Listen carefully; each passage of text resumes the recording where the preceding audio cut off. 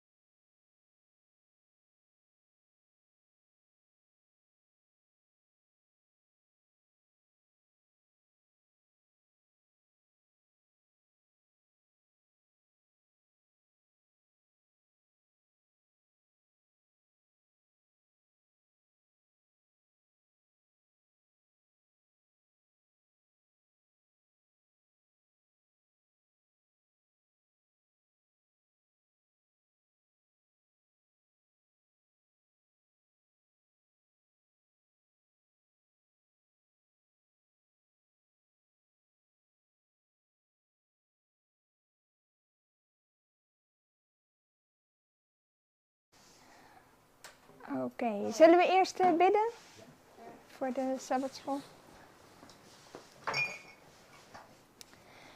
Vader in de hemel, Heer, wij danken u voor deze morgen, dat we hier mogen zijn, dat we meer mogen leren over dit thema, over wijn. Dat we gefundeerd mogen zijn in uw woord, Vader. Dat we argumenten mogen hebben en ja, dat we het ook aan anderen kunnen uitleggen. Heer, wij danken u voor alles wat u ons geschonken heeft, in Jezus' naam. Amen.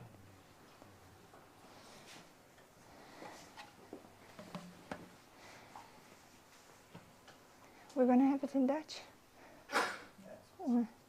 You'll follow? Ik zit even te denken altijd aan de taal in het begin, maar goed. We hebben het, vorige keer hebben we het gehad over een heleboel verschillende voorbeelden, waar je ziet wat wijn eigenlijk doet. Hè? En zoals we al gezien hebben, het is niet altijd makkelijk om vanuit het origineel te kunnen zeggen van het is dit of het is dat.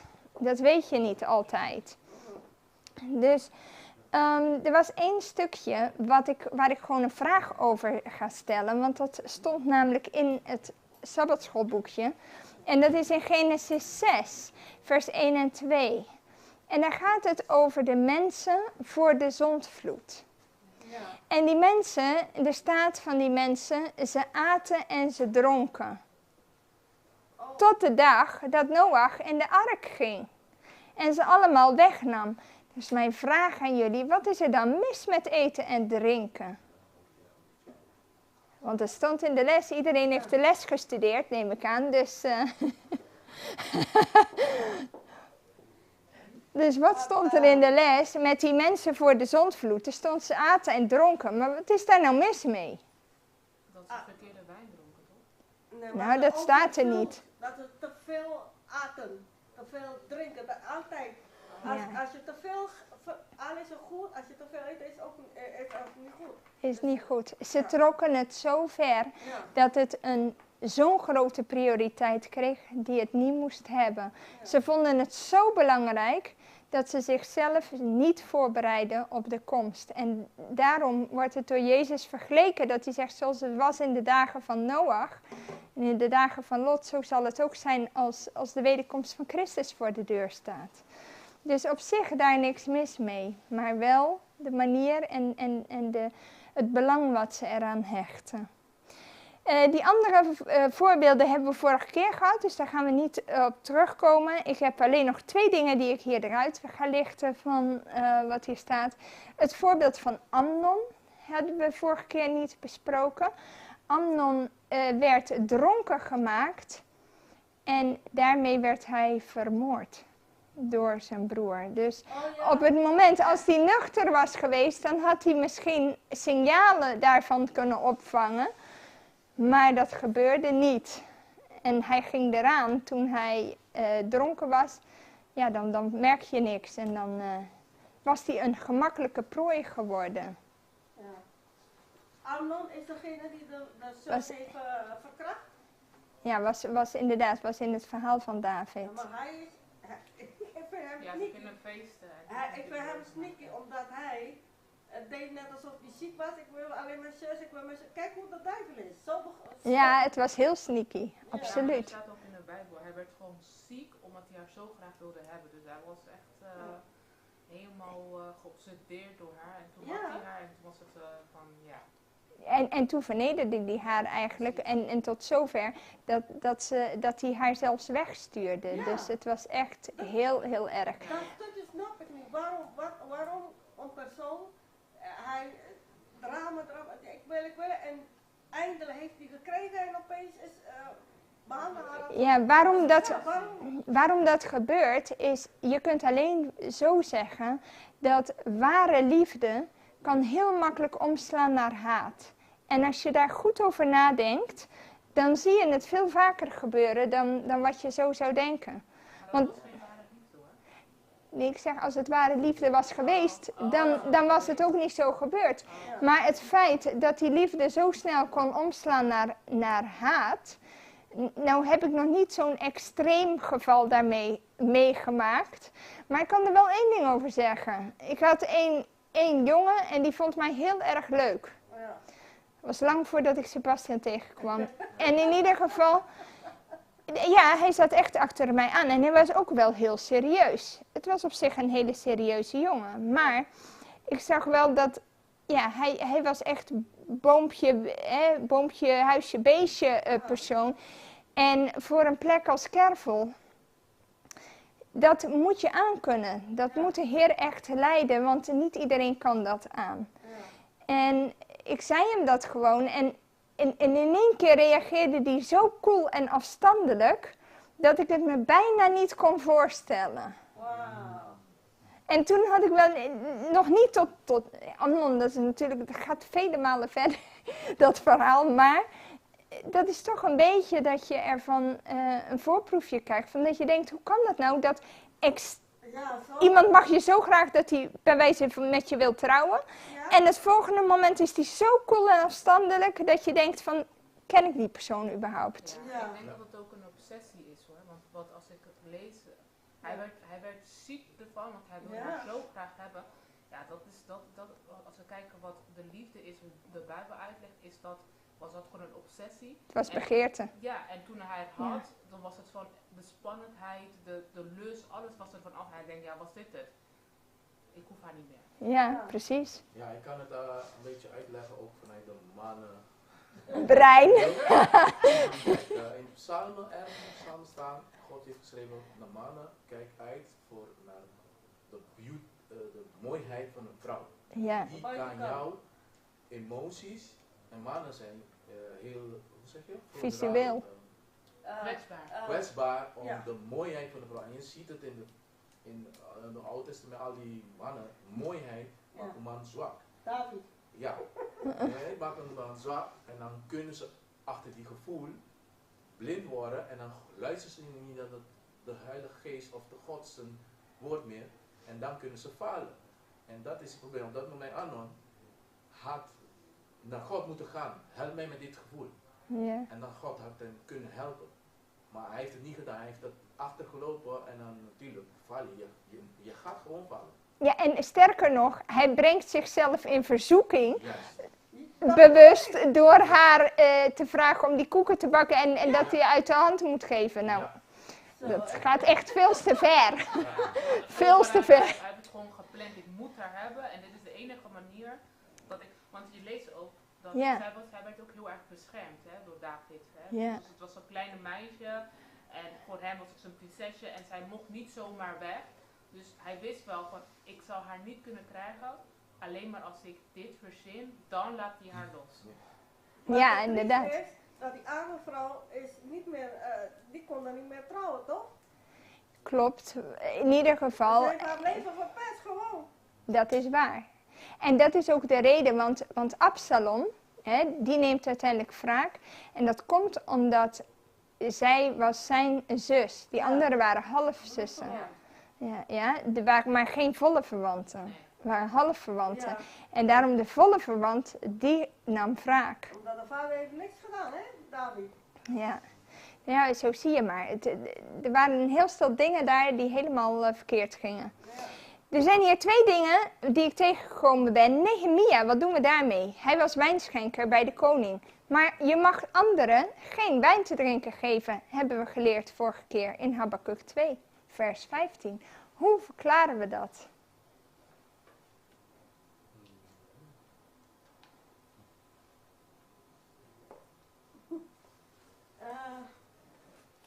Het zijn lastig hoor, want er zitten, ik neem gewoon specifiek een aantal, want het is beter dat we het hier in de klas dat we het tegenkomen. Want dan dat je het buiten tegenkomt. Maar het is een lastig stukje. Je kunt 2 dingen doen. Je kunt nergens uit het verband halen of het gefermenteerde of ongefermenteerde wijn was. Dat kun je niet bewijzen in dit verhaal. Wel is het zo dat je ziet, het andere punt is, kun je zeggen van, was hij daar wel verantwoordelijk voor? Omdat hij gedwongen was in die dienst. Want het was een vreemde koning, om het zo maar te zeggen. Het land was bezet. Dus werd hij daarvoor verantwoordelijk gehouden. Dat is even een vraag gewoon om over na te denken. Ja, maar hij was sowieso gedwongen, omdat hij was een slaaf. Hij was een slaaf. Dus ik zeg, je weet niet welke soort het geweest is. Ja. Maar zelfs al was het gefermenteerde soort, is de vraag, was hij daar verantwoordelijk voor omdat hij slaaf was? Hij had niet de zeggenschap erover. Ja. Een andere ding, ook bij Esther vind je, Esther die organiseert een feest, hè? 3 dagen. Voor de koning enzovoort, om bijzonder dingen naar voren te brengen, Ja. om voor haar volk op te komen. Het is heel duidelijk dat God haar, voor een tijd als die, koningin heeft laten worden. Ik heb een vraag. Ja, als ik het lees, dan staat er, hij ging het inderdaad inschenken, maar hij was ook bevreesd voor de koning. Hè? Dat staat hier zo. Hè? Ja, maar dat was vanwege zijn gezicht. Omdat je mocht niet hij was droevig verdrietig, zijn. ja, maar dat geeft wel aan dat hij wel een vrees had voor de koning. Er is een gezagsverhouding, Ja. absoluut. En dus waarschijnlijk ook daardoor dat hij ook maar deed wat de koning hem vroeg. Dus de wijn voor hem inschenken. Ja, maar ja, ik zijn interessante dingen gewoon om over na te denken, hè? Ik heb een vraag over Esther. Ik snap dat stukje nog niet. Hoe was het dan? Omdat zij werd genomen van Susan, om daar te gaan wonen in het paleis. Maar heeft zij met de koning geslapen zonder dat zij geen trouw met hem? Hoe was het? Dat was een harem. En ja, oké, ik wil vanavond die wil ik bij mij hebben. Hoe kijkt God naar dit? Ook daar was een stuk sprake van dwang. Omdat die meisjes, iedereen die mooi was, die werd gewoon opgepakt en die werd naar het paleis gebracht. In hoeverre, hoe dat precies gegaan is, ik heb het een keer uitgezocht, maar daar zou ik even naar moeten kijken. Ik moet daarop terugkomen. Ik moet je dit nog even schuldig blijven, maar ik heb het wel uitgezocht over dit. Maar het enige weet je wel, dat op het moment, zelfs al zou dat zo geweest zijn, hij was wel dat hij direct voor haar koos, dus hij bleef ook bij haar daarna. Maar als je ook kijkt in de geschiedenis, dus niet alleen bijvoorbeeld de sultans, die hadden dit ook. Die hadden ook allemaal heel veel vrouwen. En die vrouwen moesten met hun naar bed, want kinderen krijgen was rijkdom. Dus ze moesten heel veel kinderen krijgen. Dus dit was eigenlijk meer een gewoonte, een cultuur van je moet met de sultan of de koning slapen, want hij moet kinderen krijgen. Dus ik denk dat in die tijd ook het zo was. Nou, laat me zo zeggen, ik weet dat ik één tekst tegengekomen ben in het verhaal van Esther specifiek. Maar die moet ik even opzoeken. En dan kom ik daarop terug bij jou. Want in ieder geval is dat wel een goede vraag die je kan afvragen. Maar vergeet niet, we komen nog zo'n ding tegen hoor, in het totaal, hier van deze studie. Omdat je komt dus ook bij een punt waar ze gefermenteerde drank, wijn, drinken in het heiligdom als tweede tiende, kom je tegen. En als je het Bijbelcommentaar dan leest, dan zie je dat God rekening hield met tijden van onwetendheid bij mensen. Hoewel de Bijbel heel duidelijk is over het ideaal wat God heeft. Namelijk dat je hem moet eren in al je eten en drinken en wat je ook doet. Dat is het ideaal. Maar kijk, praktisch gezien in de Bijbel, veel wijverij was niet van God. Toch liet God het toe. Slavernij is niet iets waar God achter staat. Toch, hij verzachtte het wel. Maar hij nam het niet in één keer weg. Want een persoon die in een bepaalde cultuur staat, die verander je niet van de ene dag op de andere. En zo kom je meerdere van die dingen tegen. Dat het niet het ideaal was van God, maar wel voorkwam. Goed, dus dit is om over na te denken. We gaan nu kijken naar ook een lastige tekst. Dat is Spreuken 31 vers 6 en 7.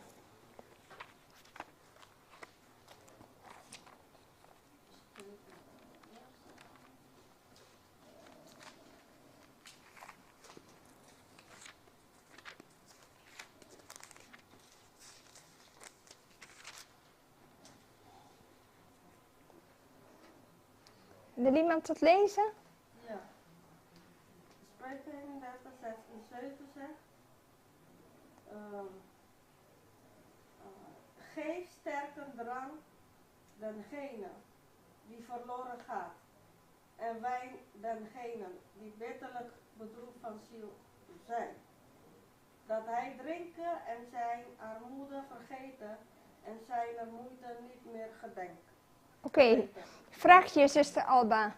Mensen die toch doodgaan, die toch op sterven liggen, en mensen die diep bedroefd zijn, die mogen dus wel wijn drinken. Want het helpt hun. Nou, Hoe zit dat? op een momentje, op dat moment een beetje. Maar daarna niet. Dan komt hij weer terug in dezelfde situatie. Daarna komt hij terug in hetzelfde. Dit is een lastige tekst. Ja. Dit is een lastige En tekst. mensen zeggen, kijk, we mogen wijn drinken. Staat hierin. Ja, precies. Inderdaad. Dat kun je dus hebben. Maar laten we 2 Bijbelse voorbeelden nemen. Ja. We zien Jezus was op sterven. Mhm. Hij hing aan het kruis. Nou, die was op sterven. Ja. Toch zie je dat hij die wijn die zo op een spons, die zure wijn. Was Die, dat niet azijn? ja, maar dat valt onder zelf. Als je in het grondwoord zegt, staat er zure wijn. Als je die omhoog houdt, en Jezus die nam daar niet van, ondanks het feit dat hij superveel pijn had en op sterven was. Dus in Jezus' eigen voorbeeld deed hij het niet. Oké. En zuster White schrijft erover dat hij dat niet deed om Satan geen voordeel Ja, te geven. dat- in de Westereeuw Ja, heb ik gelezen. ja. Zie je? Dus het andere is waar we zien, even kijken, was dat deze? Nee, ik had een andere. Deze, dat gaat over Hanna. Ja? Ze dachten dat Eh, het dronken was. Bij Hanna was het zo, ze zegt, zij was in bitterheid van ziel, staat er. En ze stortte haar hart uit voor de Heer. Maar tegelijkertijd, die hoge priester die denkt dat ze dronken is. En wat zegt Hanna dan? Je moet mij niet houden voor een dochter van Belial. Wij zouden zeggen voor een of andere bandiet. En een slechterik. Nee, ik heb vanwege mijn bedroefdheid heb ik mijn hart uitgestort voor God. En zag ze eruit dat ze dronken of zo? Omdat ze ook bedroefd was? Nou ja, weet je, dat is wat het is. Kijk, en hier zegt ze, hou mij niet voor een dochter van Belial.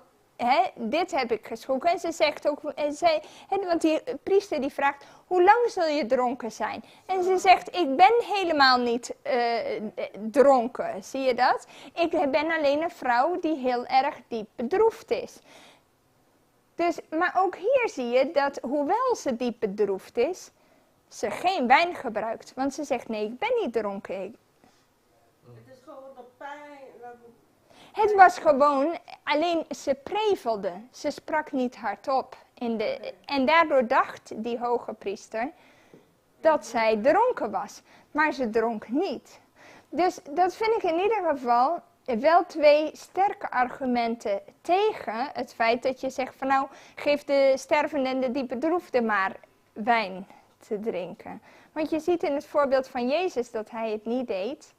En ook bij Hanna zie je dat ze het niet deed, hoewel ze diep bedroefd was. Goed, even terug. Maar zou het niet zo zijn?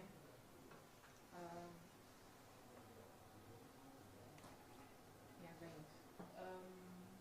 Want soms lezen we dingen in de Bijbel, maar het zijn geen woorden die God uitspreekt. Want hier is dat het koning Lemuel. het uitsprak. Ja, maar toch sta je daar op een zwak maar- plateau, want hij was koning. En koningen mochten sowieso geen wijn drinken. Nee, precies, maar kijk, je geeft dan 2 voorbeelden van Hanna en Jezus. Maar Ja. toch staat het in de Bijbel. Dus dan, want ik weet niet, ik heb ook een keer een studie gehad dat stond van, als God heeft dat gezegd, maar soms lees je ook dat de koning of die heeft gezegd. En dat kan, dan kunnen mensen zeggen van ja, dat is verzwakt wat Jezus zegt, maar nee, uiteindelijk staat wat God bovenop. En als je dat leest in de Bijbel, is dat voorbeelden zodat we zien wat er toen is gezegd, maar dat Gods wet toch wel prioriteit heeft. Ja, Leidend alleen is.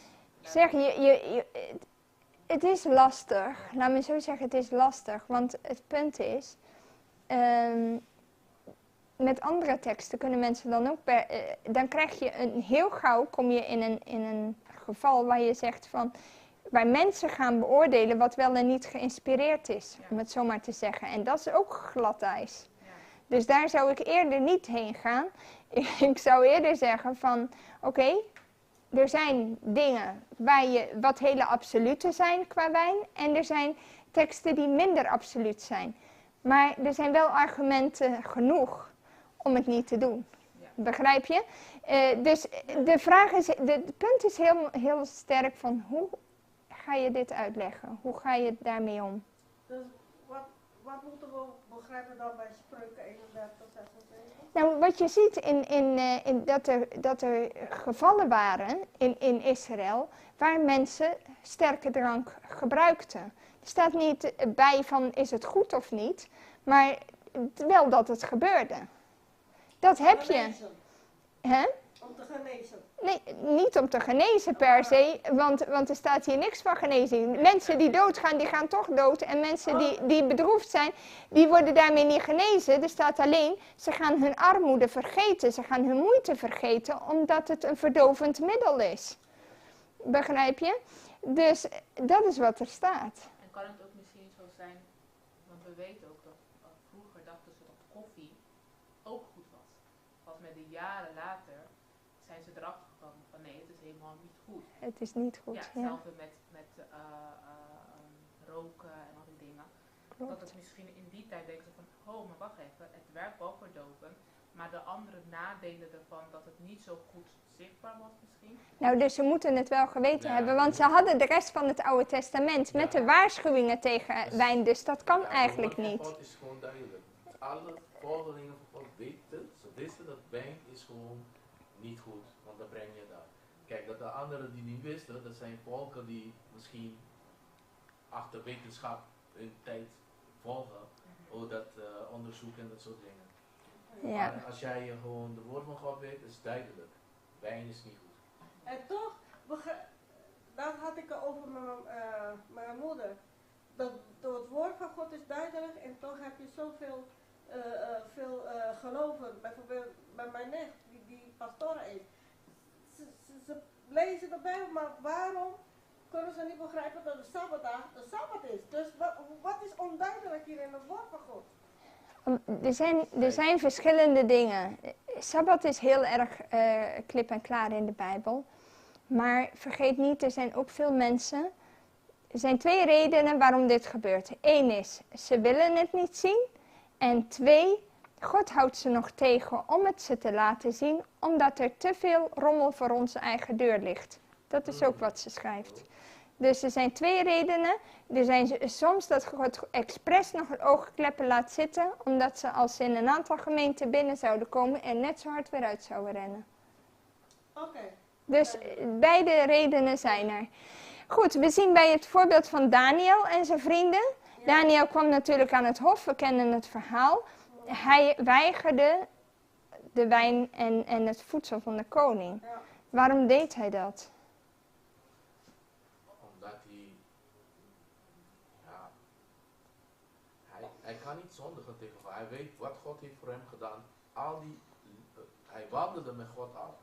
En hij weet wat God heeft gedaan. En dan op dat moment, zijn karakter of zijn wil, om Gods wil te doen, was zo sterk, dat hij onmogelijk het zit niet in hem om dat te doen.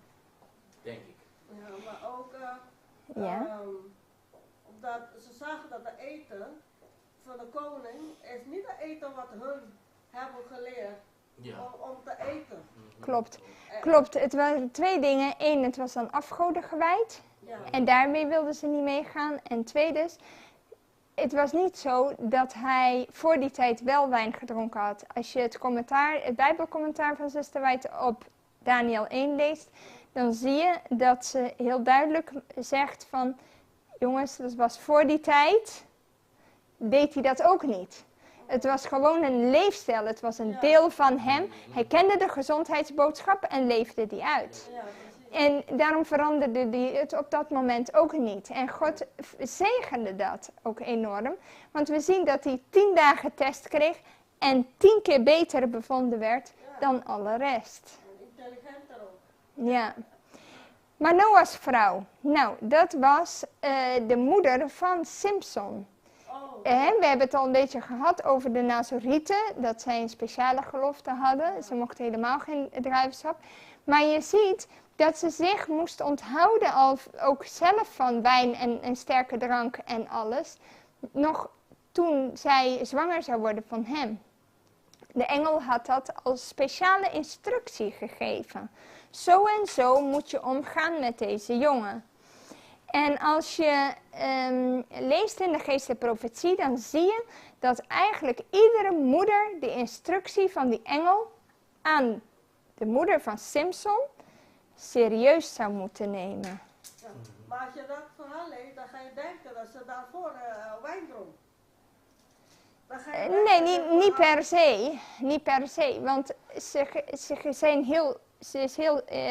engel is heel erg specifiek. Om uit te leggen, zo en zo. Ja, dat... Maar dat wil niet zeggen, kijk, want bij Daniel staat dat ook zo. Op dezelfde manier staat het in de Bijbel. Toch lees je van Daniel dat hij voor die tijd ook geen wijn had gedronken. Dus die denkwijze dat mensen zeggen, oh, omdat de engel het zegt, dan zal ze het voor die tijd wel gehad hebben. Ja. Dat is een manier hoe de Bijbel schrijft, maar dat kun je niet bevestigen. Dus dat is wel belangrijk. Nou, in Jeremia 35 staat een heel interessant verhaal. De Heer gebruikt het eigenlijk als een soort gelijkenis. Er is een vader en die zegt tegen zijn kinderen, je moet geen wijn en geen sterke drank drinken. En die kinderen die doen dat gewoon. Die vader die sterft, die is op een gegeven moment al lang overleden. Maar die nakomelingen, die blijven trouw aan wat die vader heeft gezegd. En die wijken daar niet van af. En dan zegt de Heer, en die geeft hen als voorbeeld, en die zegt, moet je hun nou eens even kijken. Die vader die heeft hun iets gezegd, die vader leeft al lang niet meer. En moet je kijken hoe serieus die kinderen dat nemen. Okay. En dan zegt hij, kijk, ik ben jullie vader. En ik heb jullie ook dingen gevraagd. En waarom luisteren jullie niet naar mij? Geweldig voorbeeld. Nou, deze teksten heb ik opgeschreven. Deze, Psalm 104, vers 15. Daar zie je dat wijn het hart van de mensen blij maakt. Nou, dit is niet, als de Bijbel hier spreekt over wijn, heeft hij het niet over gefermenteerde wijn hoor. Hij heeft het gewoon over druivensap. Druivensap maakt mensen blij. En dat komt, druivensap is ook een van de sappen die het meest volledig is. Als mensen sap vasten alleen op druiven, gaan ze het prima redden. Want er zit enorm veel in. Dus er staat hier, wijn maakt het hart blij. Hier, in Jesaja 65 vers 8. Wat zien we hier? Nou, ik ben wel een beetje tegen die woord wine. Omdat er brengt heel veel misverstanden. Als er staat gewoon druivensap, dan is wat duidelijker. Maar die doen Soms staat dat er, maar heel vaak staat het gewoon consequent, staat er wijn. Er staan wel verschillende woorden voor in het origineel, maar je moet het uit het totaal liggen. Maar je kan je een simpele vraag stellen. Jesaja 65 vers 8. Dus maak het, hier, zoals de nieuwe wijn gevonden wordt in de cluster. Dus in de druivendingen, ja. En iemand zegt, vernietig het niet, want er ligt een zegen in. Vraag je, ligt er een zegen in alcoholische drank? Nee. Is een hele simpele vraag, die kunnen we zo beantwoorden. Dan weten we dat hier gaat het niet over dezelfde soort wijn. Want er ligt hier een zegen in, het geeft blijdschap. Oké. Kijk, dat is het. Je moet goed lezen wat er Je moet staat. goed lezen wat er Ja, staat. omdat mensen zo snel zeggen, ja, er staat wijn, ik kan wijn drinken. Ja, En dan gaan en ze ik denk niet- in principe toch dat Niet verdiepen. woord wijn, ja, het is al vanaf het begin van de Bijbel praten erover. Ik Ja. denk dat het woord is het geassocieerd met Alcohol. alcohol en dat het zo klinkt van, oh, je denkt gelijk dat het alcoholgedeelte. Nee, wijn in principe, het woord is gewoon Sap, sap. sap, ja. Sap, Ja, daarom is wijn het. Sap. sap. Maar ik zeg, je moet gewoon goed lezen. Er zijn gevallen waar je gefermenteerd hebt.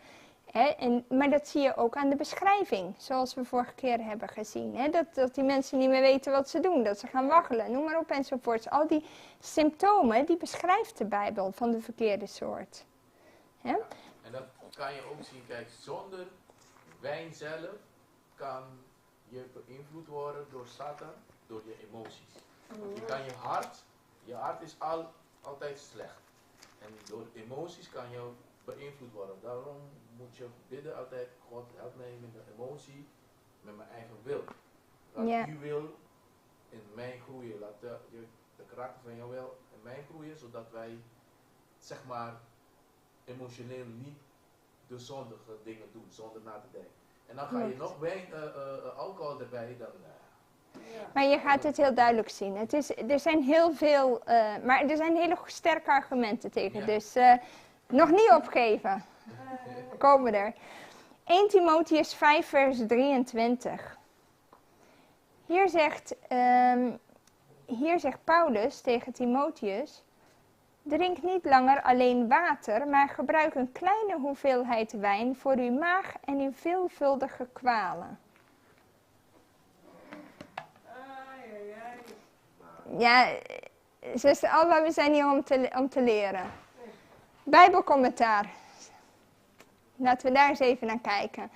Ze zeggen, in het nabije oosten was water niet erg veilig om te drinken. We hebben ook een tijd gehad in Nederland. Wat dronken de mensen toen veel? Bier. Ja. Omdat water niet goed gezuiverd was, laat me zo maar even zeggen. En dat hadden ze daar ook, dat probleem. En daarom werd er vaak om dorst te lessen, werd iets anders geadviseerd dan water. Okay. En wat het Bijbelcommentaar dus ook zegt, is sommige mensen die denken daardoor, het is oké om een klein beetje gefermenteerde drank te drinken voor een medische kwaal. Ja. Maar het Bijbelcommentaar blijft bij het standpunt dat dat niet het geval kan zijn, omdat Paulus dezelfde is die ook zegt van drink ter ere van God. En die heeft ook andere dingen geschreven over de gevaren van alcohol. Over de verkeerde soort.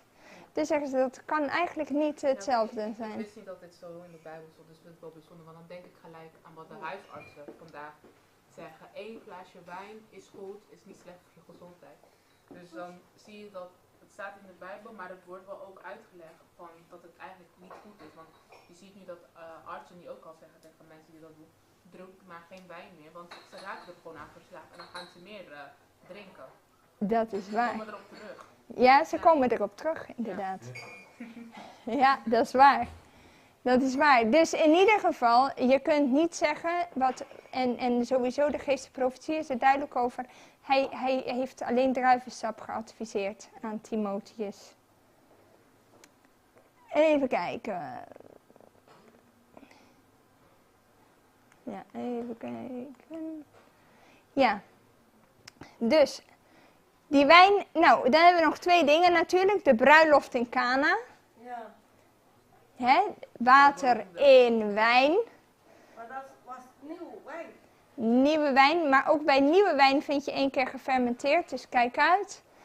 Over het algemeen is het de pure most, maar ook daar heb je een uitzondering. Dus kijk uit, dat argument kunnen we niet gebruiken. Maar de geestelijke profetie is er wel heel duidelijk over. Dus niet dat de geest die water en nee. gefermenteerd wijn heeft veranderd. Bovendien zie je ook bij het avondmaal, want er zijn ook mensen die geloven dat je daar wijn bij avondmaal mag doen. Maar wat stelt het voor? Het wijn, het bloed. Het bloed van Jezus. Maar een lam in het Oude Testament voor offering moest volmaakt zijn. Ja. Er was niks bederfelijks aan. Dus het is gewoon niet in harmonie met het heiligdom en de principes daar, dat je zou aannemen dat tijdens het avondmaal gealcoholiseerde wijn werd gebruikt. Kun je nergens uithalen. Goed. Ja. Een aantal interessante dingen. Hier kom je nog meer dingen tegen, dus kijk uit. Dat is over het heiligdom. Nou, als we even terugdenken, Nadab en Abihu werden door God gedood omdat ze dronken waren in de tempel. Het was streng verboden voor priesters om wijn te gebruiken. Toch zie je het woord wijn heel vaak terugkomen in het heiligdom. Daar gaan we gewoon een paar voorbeelden van bekijken. Moet ik de deur even dicht doen? Is dat beter? Een beetje storend. Het is een... ja.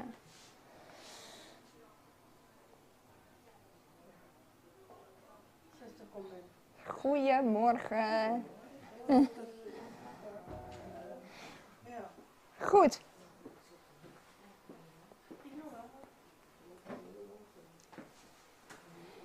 Wat we zien, een aantal voorbeelden van hoe het gebruikt werd in het heiligdom. Ja, daar kom je ook wijn tegen. Zo vind je bijvoorbeeld Melchizedek was priester van de Allerhoogste God. En wat staat er? Hij bracht brood en wijn. Oké. We zien bijvoorbeeld dat in het spijsoffer, je had het spijs- en het drankoffer in het heiligdom. In het spijsoffer had je 2/10 delen meel en dat was vermengd met olie. En dan had je het drankoffer die daarbij waren en die was van wijn. En dat was 1,5 liter wijn die daarbij werd gegoten. Dus je had spijsoffer, drankoffer. Wat heel interessant is, die 2/10 fijn meel vermengd met olie kom je ook tegen, want dat was het recept voor 1 koek van de toonbroden. Precies dezelfde hoeveelheid. Oké. En je had 12, dus voor iedere koek was 2/10 fijn meel vermengd met olie. Dat was het recept. En dat vind je dus ook in die spijsoffers terug. Nou, wat interessant is dat die spijsoffers werden eigenlijk altijd met slachtoffers gebracht. Dus dan moeten we even nadenken. De geestelijke betekenis die je daar hebt, is je hebt het lam. Nou, wie was het lam? Jezus. Dus je hebt het lam. Je hebt de wijn. Staat voor het bloed van Jezus. Je hebt het meel. Staat voor het lichaam van Christus. Hij noemt zichzelf, ik ben het brood. En ook, je ziet dat de broden, de toonbroden, dat die ook daarvan gemaakt waren. Precies hetzelfde. En je ziet de olie die daarmee vermengd moest worden. Het symbool van de Heilige Geest. Wat daarbij moest. En daarbij had je 2 dingen nog. Zout als symbool van het verbond. En je had wierook. En wierook komt heel vaak voor als de verdienste van Christus. De gerechtigheid van Christus wordt daardoor ook gesymboliseerd. Is dat Ook het gebed, toch? Gebed, nou liever gezegd, de gebeden stegen met de wierook stegen ze op tot God. Ja. Maar dit is de recept. Dus je ziet inderdaad dat wijn was een deel van de spijs- en drankoffers. En die werden bij de slachtoffers, dus bij de offerdieren, werden ze samen daarmee gebracht. Ja, maar ik bedoel, die koekje, Ja, zie je, dat is meel, meel met olie. zout. Ja, zout zat er altijd bij, maar verder niet. Dus die wijn, zou ik maar zeggen, die was wel bij het drankoffer, bij die offerdiensten erbij. Maar niet bij de toonbroden in die zin. Ja? Dus, maar wat je wel ziet is dat die wierook ervoor kwam, want de wierook werd op de toonbroden gelegd. Dus die was daar wel een deel van. Ik denk, jij bedoelde wat wij nu met de heilige maal doen, Ja, dat omdat wat wij nemen moet zo gemaakt worden. dat je had het genoemd over Het toonbrood. die koek. Ja, de toonbroden werden zo gemaakt. Ja, En dus nu- met meel, olie, zout en... Ja, dat was het. Meer En niet. dat gaat ook voor nu. Als wij dat Nou, ik zeg niet dat, hoewel ik zeg wel, nu als mensen zelf het brood van het heilige avondmaal maken, dan zie je wel vaak dat ze gewoon meel met water en olie en een beetje zout en that's it. Dat is nog steeds eigenlijk wel het recept, als je het bekijkt. Ja, dus je ziet daar de geestelijke betekenis achter. Nou, je ziet hier was 1/4 deel, een 1/4 hin. Een hin was 6 liter. Dus 1/4 deel was 1,5 liter, wat bij een lam gebracht werd. Hier is een citaat van Ellen White en daar heeft ze het over de olie van genade. En ze zegt hier, de olie van genade geeft mensen de moed en geeft hun de motivatie om iedere dag het werk te doen dat God hun opdraagt. De 5 dwaze maagden hadden lampen, ze hadden dus wel kennis van God, maar ze hadden niet de genade van Christus. Ze deden hun ceremonieën en hun plichten iedere dag. Maar tegelijkertijd was hun dienst zonder gerechtigheid van Christus. En er staat, de zon van gerechtigheid scheen niet in hun harten en in hun geest. En ze hadden niet de liefde voor de waarheid die het leven verandert. Die het leven verandert en het karakter verandert. En die ons verandert naar het beeld van Christus. De olie van genade was niet vermengd met hun pogingen. Het was een droge religie. Het was een omhulsel zonder de kern. Ze hielden vast aan de vormen van de leer, maar ze werden misleid in hun christelijk leven. Ze hadden zelfgerechtigheid en faalden de lessen te leren in de school van Christus. Dat wanneer ze die hadden gepraktiseerd, dan zouden ze wijs zijn geworden tot redding. Dus je ziet die olie die door dat meel vermengd moest worden, is een beeld van de gerechtigheid van Christus die met ons leven helemaal vermengd moet worden. Willen we werkelijk een zegen kunnen zijn? Ja, afhankelijk van het dier wat je dus had, als het een lam was, dan deden ze 1,5 liter erbij, wijn. Was het een ram 2 liter en als je een groter dier had, dan was het 3 liter. Dus dat varieerde ook nog per offer, hoeveel wijn ze daarbij deden. Nou komt hier een moeilijk stukje, let op. Nummer 28, vers 7.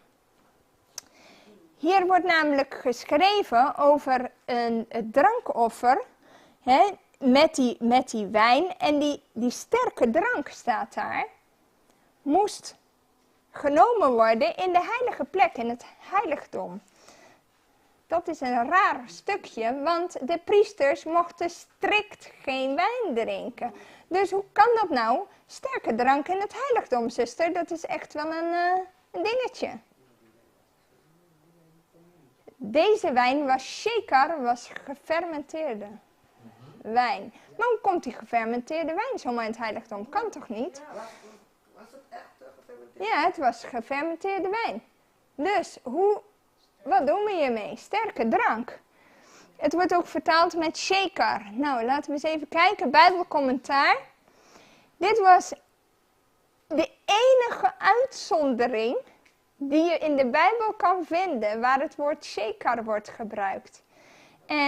En shekar is normaal voor gefermenteerde drank. Maar wat de meesten dus zeggen, omdat ook Aaron en zijn zonen dat niet mochten drinken. En er staat wel gewoon normale wijn, zou ik maar zeggen. Ja, yin, dat woord. Maar de meesten die zeggen dat het feit dat het maar 1 keer genoemd wordt. Want verder kwam dat niet voor eigenlijk in het heiligdom wat betreft de priesters. Want vergeet niet, en daar kom ik zo op, het drankoffer en de spijsoffers werden aan de priesters gegeven. Zij aten en dronken dat. Dat is het probleem hiermee.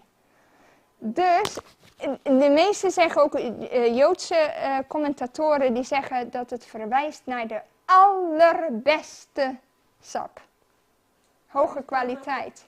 Dus Dat het, is er niet, van graan- het was geen fermenteerde wijn, maar Nee. allerbeste sap is shake. Allerbeste. In dit geval, in dit verband, zeggen Joodse commentatoren dat het verwijst naar de allerbeste kwaliteit. Want het woord shaker verwijst niet altijd zelfs naar druivensap. Kon ook van graan gemaakt zijn. Maar hij zegt dat die van graan Ja. of van honing Ja. gemaakt, die Ja. shakar. Shaker, ja. Was niet van druif. Nee. Heel vaak niet.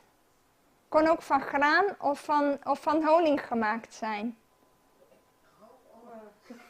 Het is een soort liqueur. Dat zeggen ze.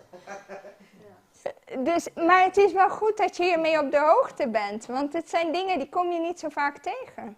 Ik heb er nooit tegengekomen.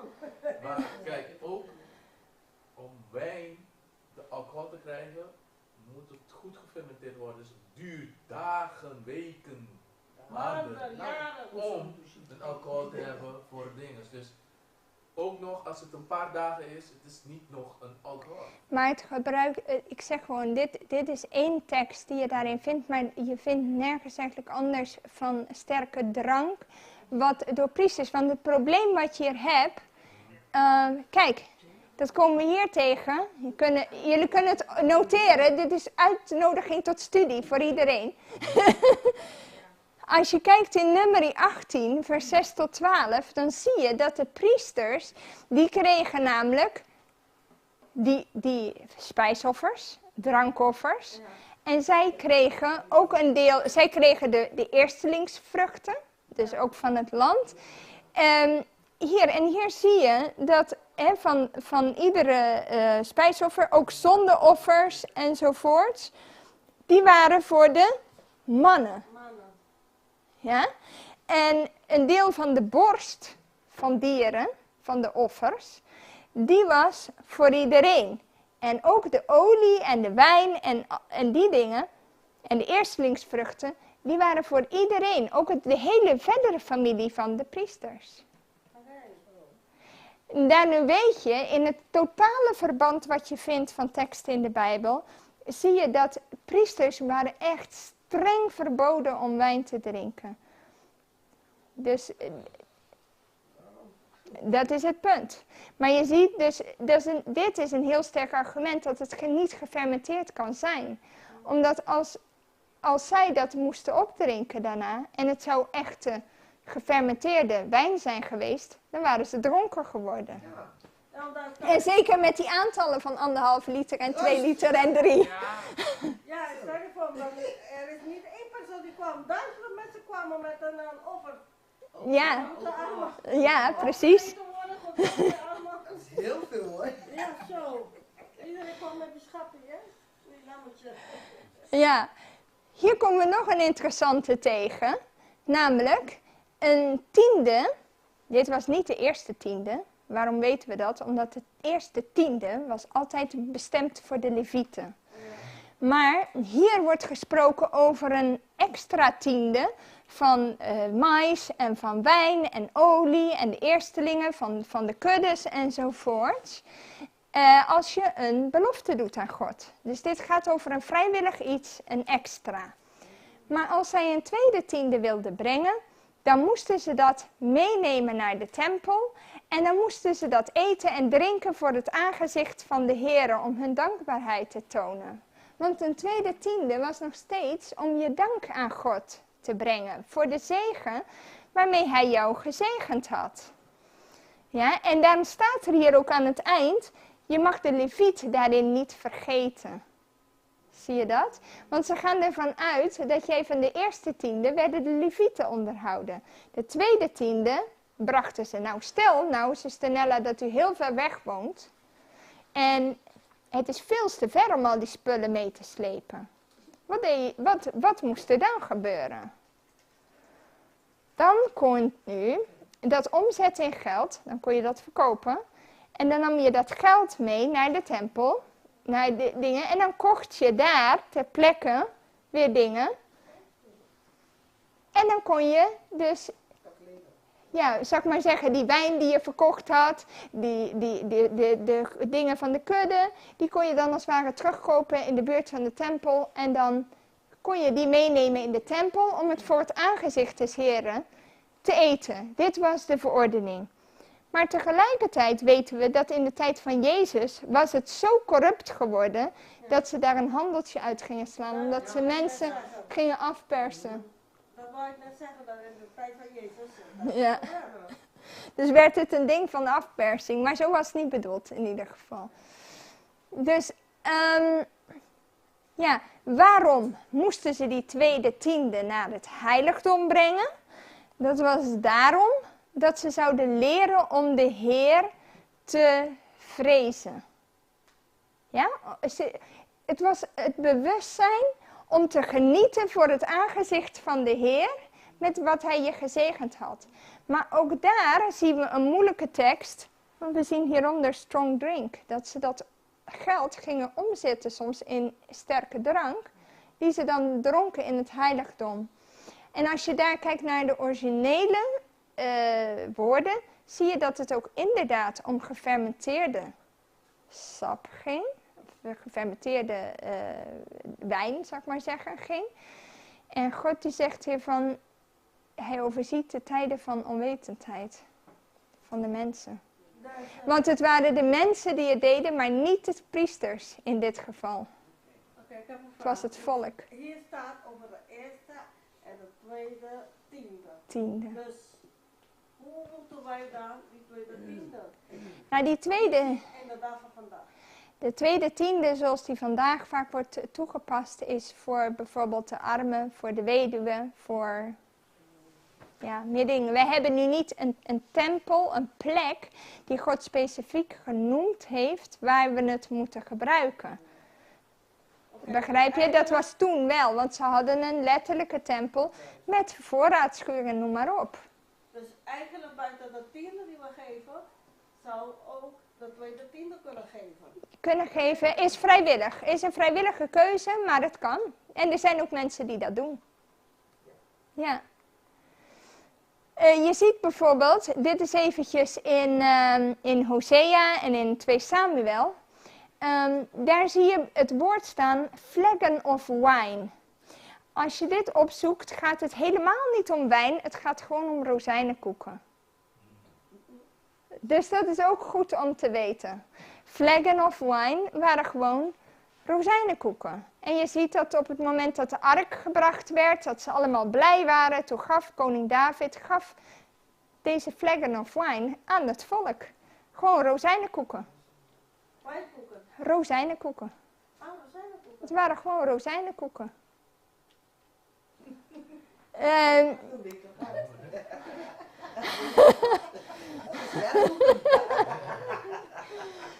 Ik zou daar niet zo aan denken, toch? Je hebt Hooglied, daar hebben ze het over spiced wine.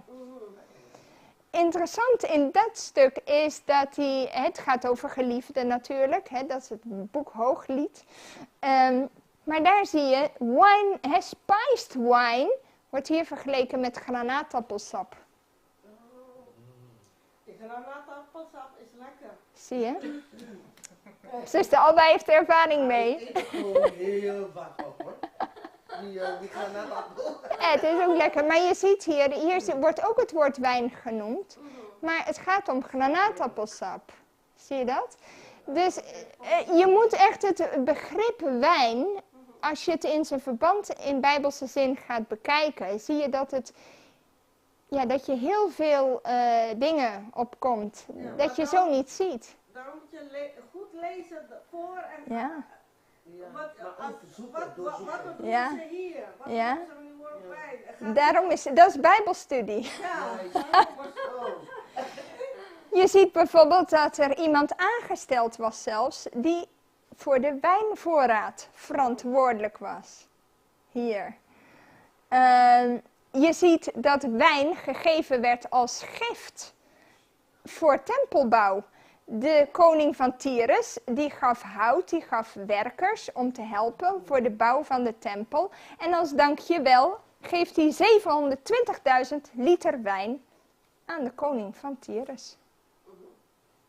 Zie je dat? Dus, en een bad, nou, er staat 20.000 bads. Een bad is hetzelfde als 6 hins, is hetzelfde als 36 liter. Dus 1 bad was 36 liter.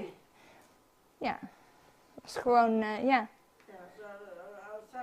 Maar ik wil maar zeggen, dus je kunt niet eruit halen uit het woord yayin zelf, kun je niet bewijzen of het om die of die soort gaat. Dat zie je alleen in het verband. Nehemia heeft het over nieuwe wijn. Dat mensen dat naar de tempel moesten brengen. Ook daar kunnen we ervan uitgaan dat het ging om gewoon druivensap. Want in de tempel kwam verder eigenlijk, in ieder geval voor de priesters en voor de offerdiensten, werd geen gefermenteerde wijn gebruikt. Goed. Nou heb ik hier een argument en dat heeft tot nu toe stand gehouden. Dus ik zal jullie die meedelen. Priesters en koningen mochten nooit in de Bijbel wijn drinken. Waarom niet? Nou, dat zie je daarboven. Hè? Koningen, prinsen, edelen. Gezegend ben je als zij geen wijn drinken. Nou ja, en in dat stukje wat jij dus zei over Lemuel. Lemuel, het is niet voor koningen om wijn te drinken en prinsen dat ze sterke drank drinken. Want als ze drinken, zullen ze de wet vergeten en ze zullen geen recht doen aan de onderdrukte. Want als jij beneveld bent, dan kun je niet meer goed optreden. Laten we even denken aan Johannes de Doper. Denken we even aan Johannes de Doper. Hè? Die koning, die had beloofd aan dat meisje, wat je ook vraagt, zal ik doen. Nou, wat gebeurde er? Ze waren zo dronken, in wezen waren er een heleboel die onder nuchtere omstandigheden zouden zijn opgekomen voor Johannes de Doper. Maar nu waren ze zo onder invloed dat niemand sprak ten gunste van de profeet.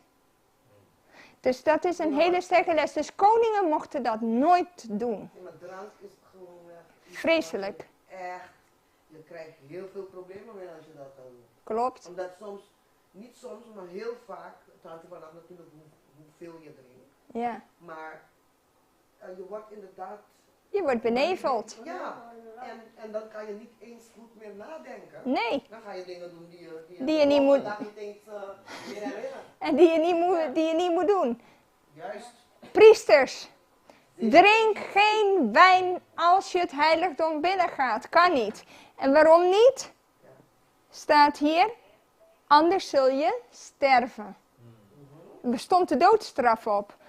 Het is voor altijd, voor al je generaties. Je moet verschil kunnen maken tussen heilig en onheilig.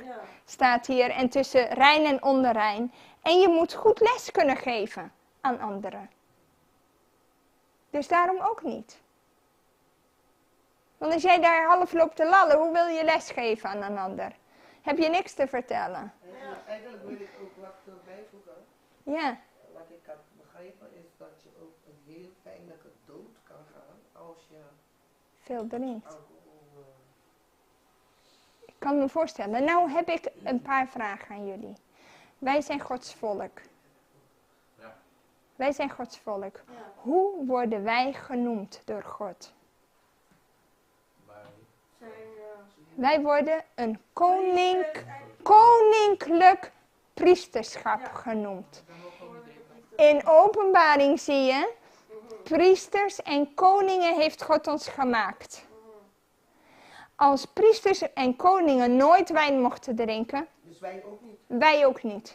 Dit is het sterkste argument, buiten alle andere voorbeelden in de Bijbel om, is dit het sterkste argument wat ik ooit heb gehad in praktische gesprekken met mensen, daar konden ze niks mee.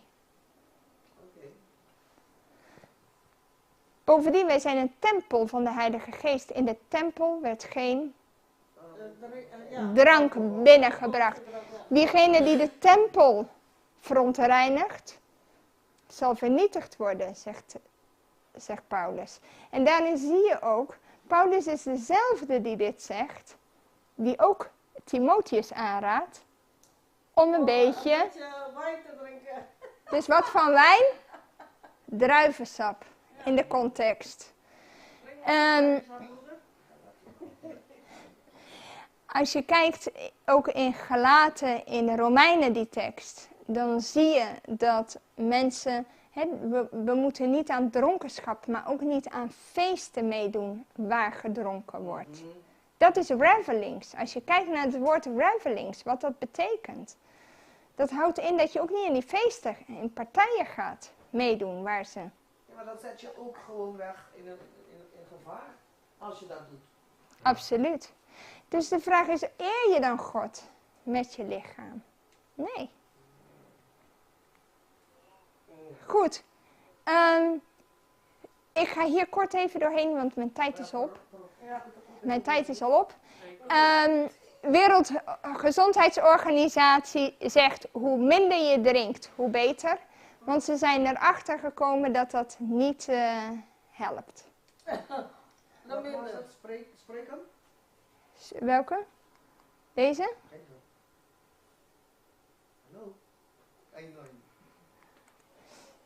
Hallo? Oh, Spreuken 20, vers 1. Ja, dat is, die hebben we vorige keer gehad. Is de verkeerde soort, is dat. Dus je ziet hier ook, lichte drinkers hebben ook niet minder hart- en vaatziekten, wat vaak beweerd wordt. Dat is namelijk geen feit. Waarom niet? Omdat leefstijl hetzelfde doet. Dus het is niet echt een voorbeeld. Nou, hier, Ellen White schrijft hier, de enige veilige kant is niet aanraken, niet proeven, niet eraf blijven van thee, koffie, wijn, tabak, opium, alcoholische dranken, alles.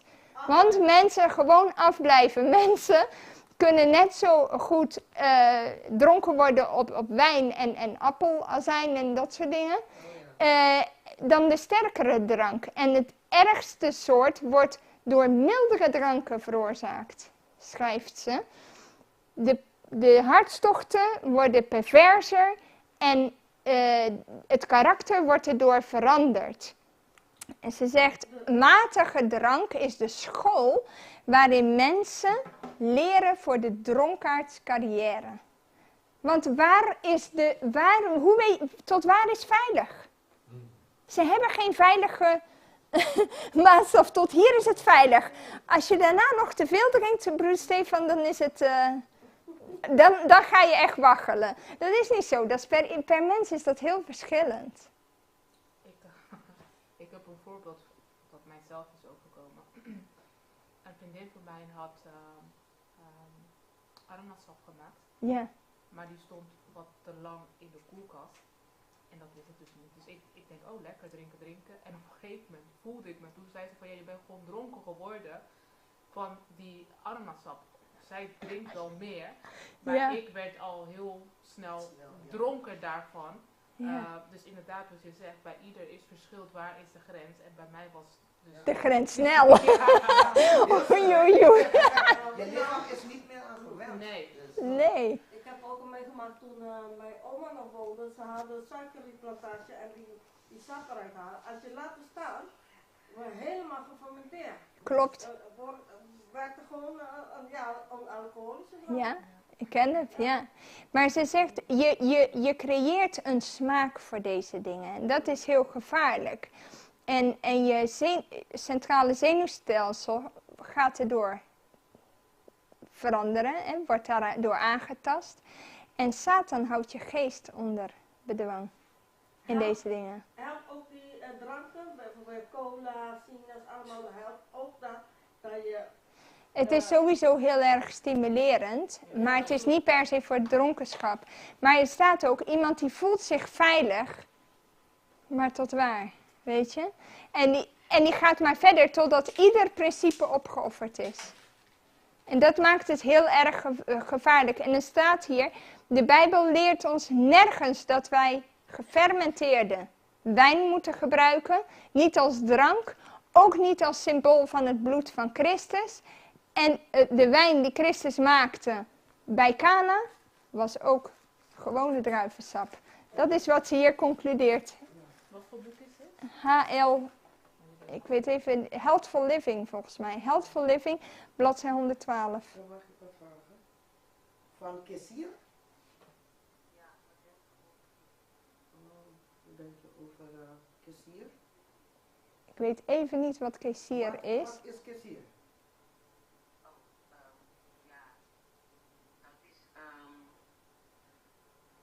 Laten we zeggen, gefermenteerde melkdrank. Je kan het van alle type dingen melk maken. Ook al is het van amandel of van koeienmelk, kan je een kefir van maken. Dus wat het doet. Want hij Oké. wordt bedoeld voor brood mee te maken. In plaats van melkproducten gebruiken en gist, gebruik je kefir. Het is ook een soort gisting dan. Je kan sojabonen kefir gebruiken. Dus in plaats van dat het brood gaat rijzen. En dan daardoor creëer je deze brood. Een soort gist? Is het hetzelfde als karnemelk? Het wordt een soort karnemelk. Het ziet eruit als karnemelk. Hij is, laten we zeggen, hoe langer je het in de koelkast bewaart, hoe hoger, hoe meer hij wordt. En daarmee maak je brood. Dan maak je brood mee zonder dat je gist moet gebruiken voor deze brood. Ja. Maar ja. Laat me zo zeggen, je hebt meerdere gefermenteerde producten. Niet alles hoeft per se fout te zijn, omdat wijn gefermenteerd is. Je hebt meerdere gefermenteerde dingen. Je hebt bijvoorbeeld ook tempeh, is ook gefermenteerd, maar niet per se slecht.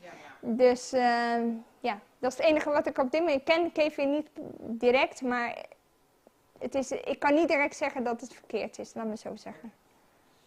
Dank je. Ja, een paar mythes. Sommige mensen zeggen nou, alleen de harde alcohol, dat is heel gevaarlijk. Een biertje en een wijntje is niet zo gevaarlijk.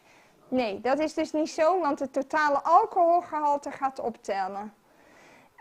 Anderen zeggen, ik drink alleen af en toe. Helpt niet. Je gaat nog steeds heel veel klachten krijgen gerelateerd aan matig gebruik. Ja, maar ik vind dat zo'n zwak argument. Want wat ik zeg, heel vaak zegt ze, ik drink alleen maar af en toe. Ja, Maar daarom. wat is af en toe? Als je elke dag bij de maaltijd een glasje wijn neemt, dat is dan niet af en toe. Ja, maar af en toe, zelfs al doen ze af en toe, in de zin dat ze 3 keer per week een glaasje nemen. Ik noem maar even een voorbeeldje, dat zullen ze misschien als weinig zien. Maar daar zijn al klachten mee verbonden. En zelfs met 1 glaasje zijn al klachten verbonden. En dat is wat mensen niet beseffen. Met ieder glaasje alcohol die je drinkt, gaan hersencellen kapot. Ja, klopt. En die hersencellen komen nooit meer terug. Ja. Want het regenereert zich niet. Dus dat is één ding. Anderen zeggen van, ja, maar wijn is wel goed. Weet je waar ze dat op baseren?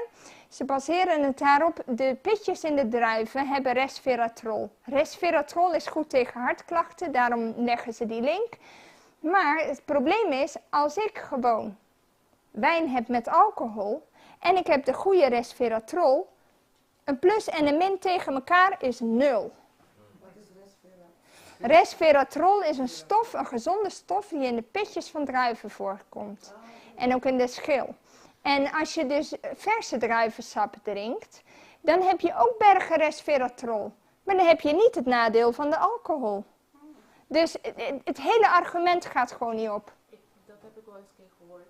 Is het dan ook zo dat als je je druiven eet en er zitten pitjes in, dat je die pitjes gewoon door kan bijten en in kan slikken? Want we hebben altijd geleerd, pitjes moet je uitspugen. Maar doordat er inderdaad die stofjes in zit, zeggen ze van nee, je moet hem gewoon bijten en dan kauwen. Klopt, dat is het beste. Ja, dat is het beste. Van het druif gewoon eten. Ja. Oké. Sterker nog, ze hebben het zo gemanipuleerd, heel veel druiven, dat er veel minder pitjes in zitten. Dat is gewoon een criminaliteit. Ja, maar dat is vreselijk dat ze dat de mensheid hebben aangedaan, want die pitjes zijn juist supergoed. Nou, hier zie je gewoon even kort, wat doet het voor je systeem? Nou, je krijgt er levercirrose van, slokdarm, spataderen, refluxziekte, in de oesophagus, alcoholische hepatitis, pancreatitis. Nou, het komt erop neer, je lever, je alvleesklier, je maag, alles gaat ermee ontsteken en je krijgt zweren. Ja. Dus dat moet je niet hebben. Nou, ik heb er wel mee gemaakt.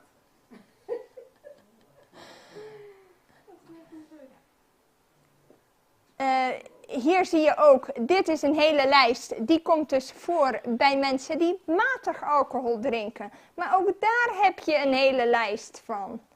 Bijvoorbeeld, nou, mensen willen ze, maar ze zeggen, ja, ik drink voor het slapen een rode glas wijn. Dat helpt me om beter te slapen. Krijg je chronische vermoeidheid van. Hier. Dat is hier. Ja. Ja. Dat is niet waar. Dus daar heb je niks aan. Hier zie je ook wat het gebeurt, beroerte in jonge volwassenen. Dus dat je bloedingen krijgt, eigenlijk een attack in je hersenen. Nou, je ziet in mannen, maar vooral in vrouwen, als je maar 2 tot 3 dranken neemt, is dat risico er al. Ik heb een vraag, Naomi. Is dat erfelijk, die dronkenschap? Ja. Dat je bijvoorbeeld,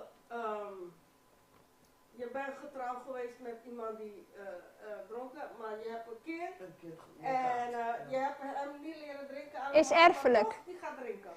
Nou, het is niet per se dat hij het gaat drinken, maar het punt is, de neiging om te gaan drinken is wel veel sterker. En als hij drinkt, kan hij bijvoorbeeld niet meer stoppen. Ja, dat is het inderdaad. Ja. Dat wel, en dat is wel erfelijk hoor. Zit in de genen. Hier zie je ook, je krijgt in verhouding zelfs als je lichte drank, dus niet zoveel drinkt, Generatiezonde. matig drinkt, ook dan heb je 2 keer zoveel risico dan mensen die niet drinken. Die stroop betekent hartinfarct, Beroerte, beroerte. hier.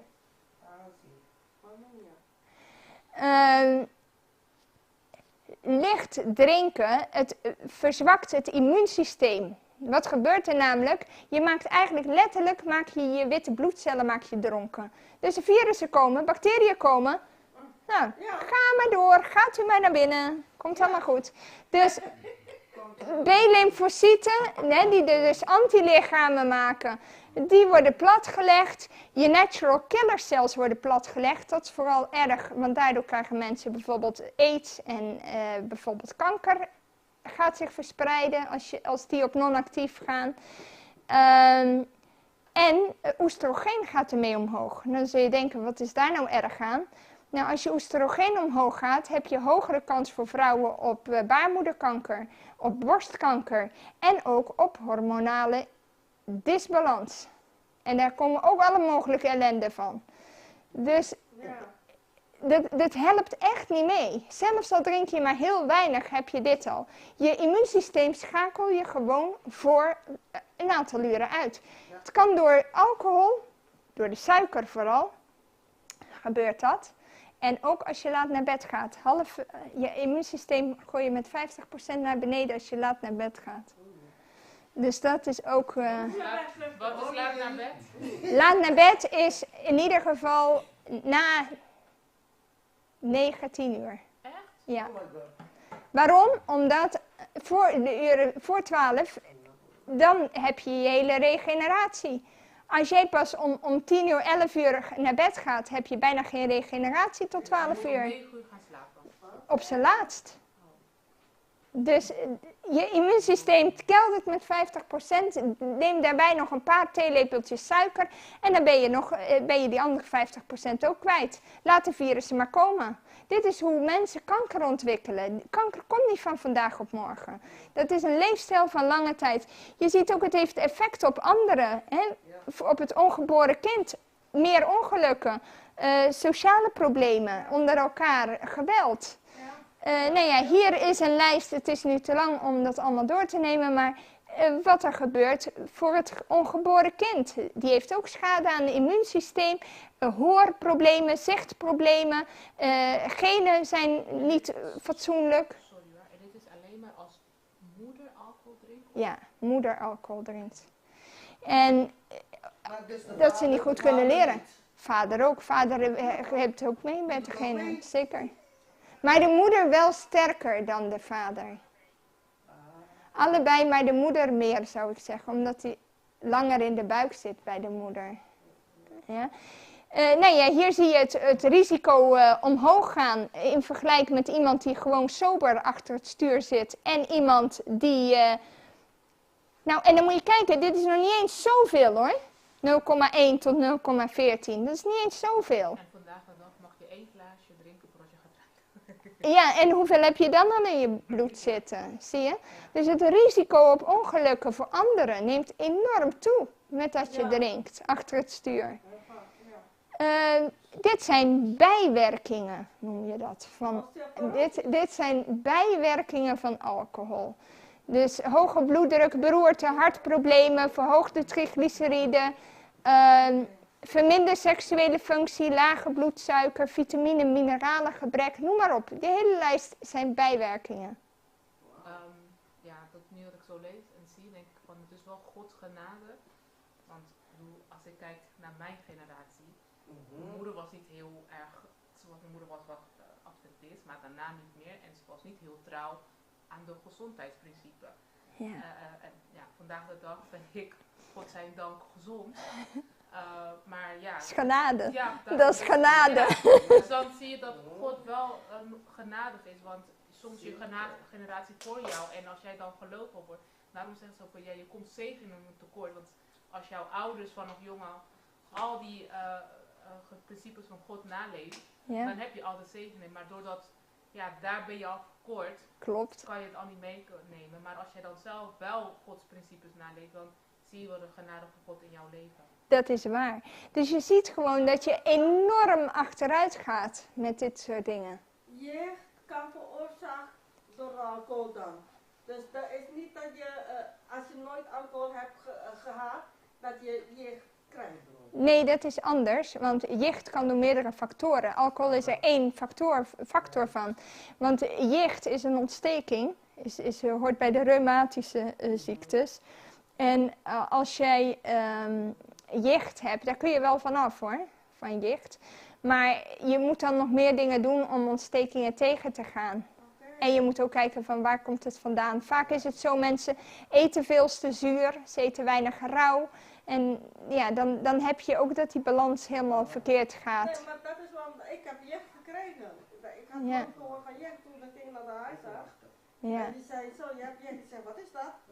Mijn voet was helemaal zo. Ja. En dat merkt inderdaad, als je niet goed eet, dat ik gelijk aan mijn teen heb je last. Die pijn, stekende pijn, ja. Zeg het maar.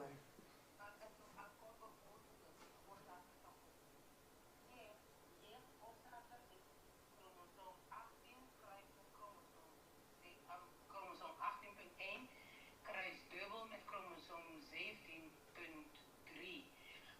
Dat vormt jicht. Maar alcohol kan het triggeren. Je kan dat chromosoom hebben jarenlang zonder jicht te ontwikkelen. Een slechte lifestyle, met name alcoholgebruik, maakt het dat dit triggert. Dat het komt. Maar dat is in een heleboel gevallen, toch? In heel veel gevallen is het zo dat inderdaad,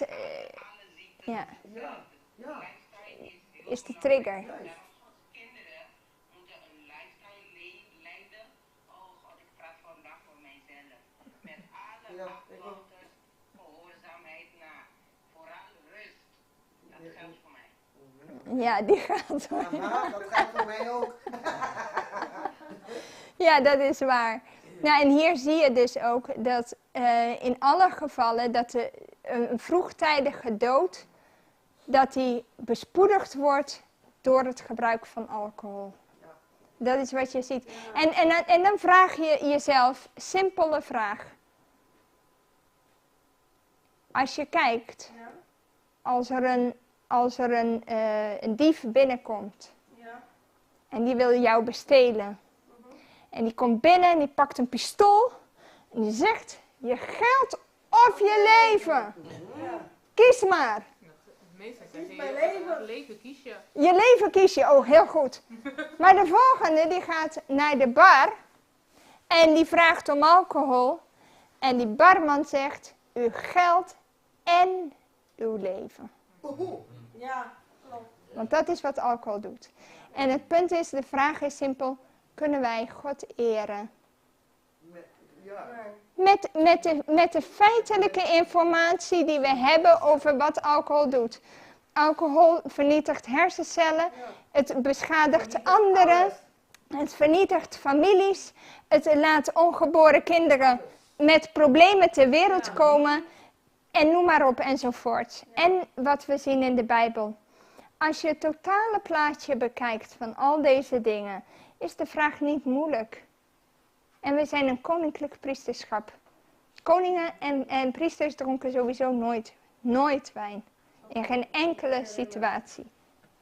Want ze moesten onderscheid kunnen maken. Ze moesten de wet van God kennen. Ze moesten heilig en onheilig, rein en onrein kunnen onderscheiden. En waarvoor heeft God ons geroepen? Amen. Dus ook al vind je bepaalde moeilijke teksten, zoals we ook besproken hebben in deze afgelopen sabbatten. Maar je ziet de totale boodschap die de Bijbel zegt. En met de geest der profetie is helemaal helder.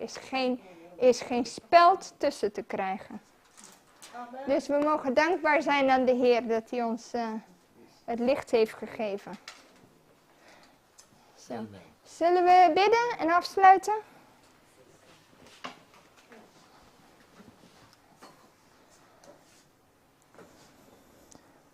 Vader in de hemel, Heer, wij danken u voor deze studie. Ook de feiten die we voor gezondheid hebben gezien. Heer, en de invloed die alcohol daarop uitoefent. Vader, help ons om open ogen te hebben om uw boodschap te zien. En altijd tekst met tekst te vergelijken. In diepergaande Bijbelstudie, Vader, dat we uw wil mogen verstaan. Wij danken u voor uw Heilige Geest. En wilt u ook straks broeder Steven zegenen met de preek. Dat bidden we in Jezus' naam. Amen. Amen.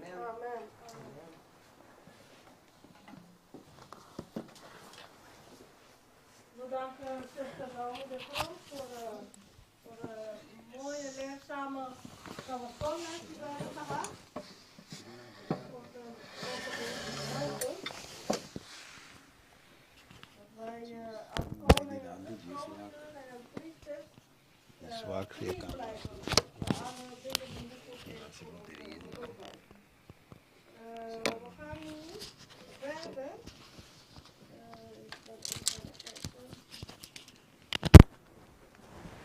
Ja, we gaan zingen. Zingen. Ik weet niet welke lied hebben jullie op het scherm.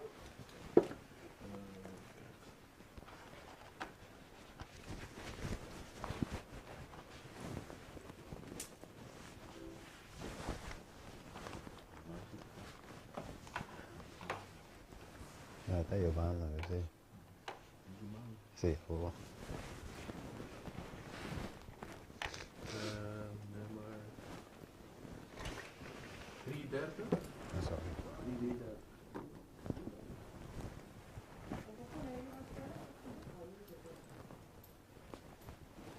Live, mandé live. Juist. Hoe zo? Ah, sí. En dat is andere nummer. Andere niet? Nee, we laten doen een nummer voor. In English is another song. Ah, zo. We een keer komen ze 330. 330. 300. Ja.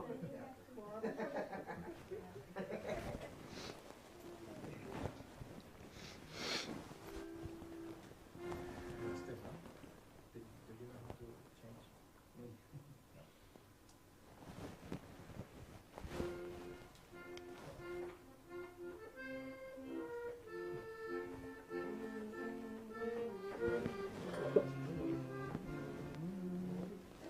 Ave mi bien consagrada.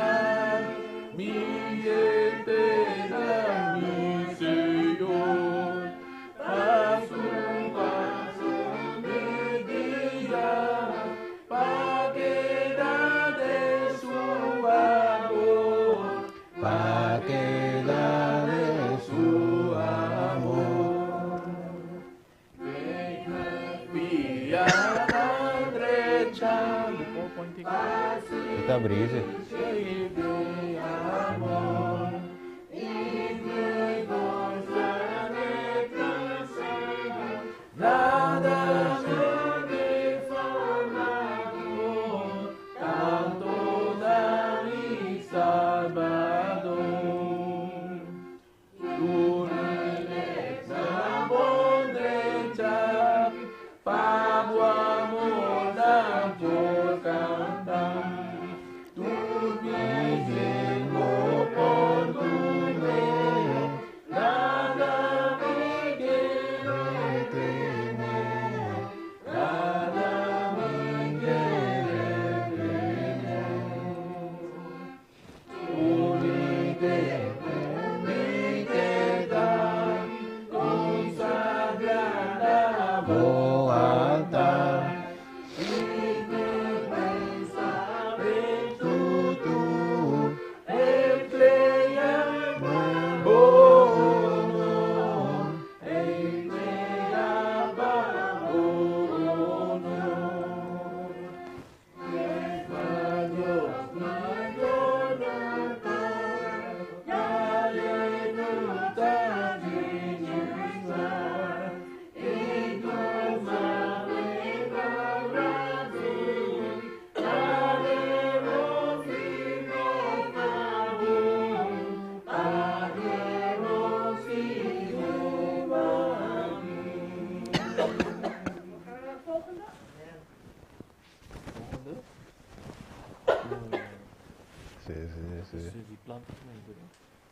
Sì, planta tu meio.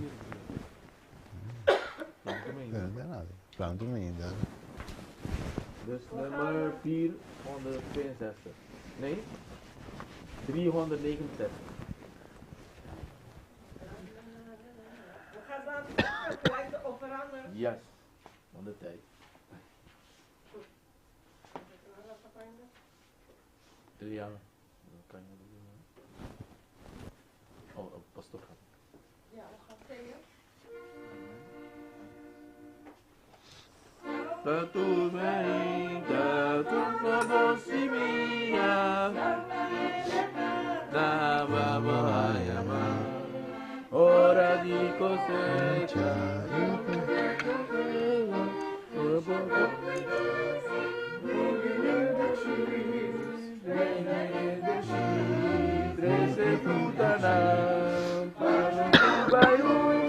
Tira bancomat coi idee meu. Itu tira bancomat coi idee. O pen kau.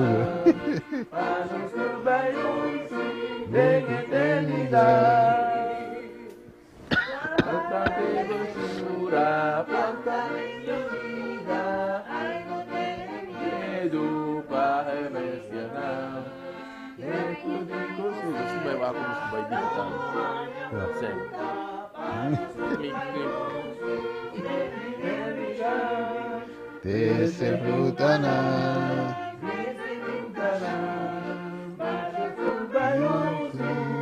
eternidad, 13 frutana,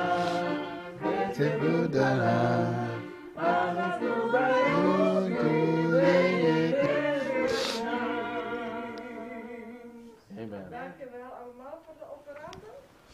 Dan gaan we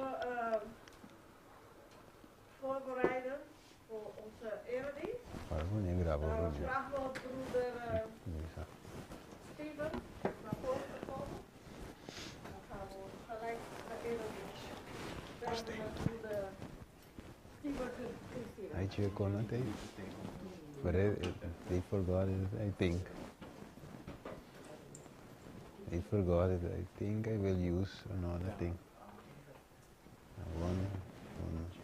One chair.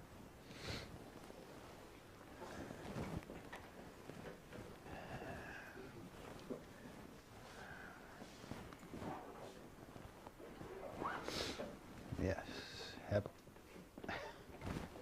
Again, I have to ask the question, which language? Yes, English I think well.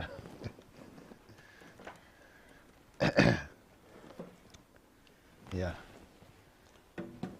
And it is because otherwise other people won't understand it. Okay. Yeah.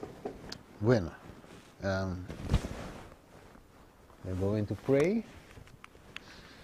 Let's have a word of prayer.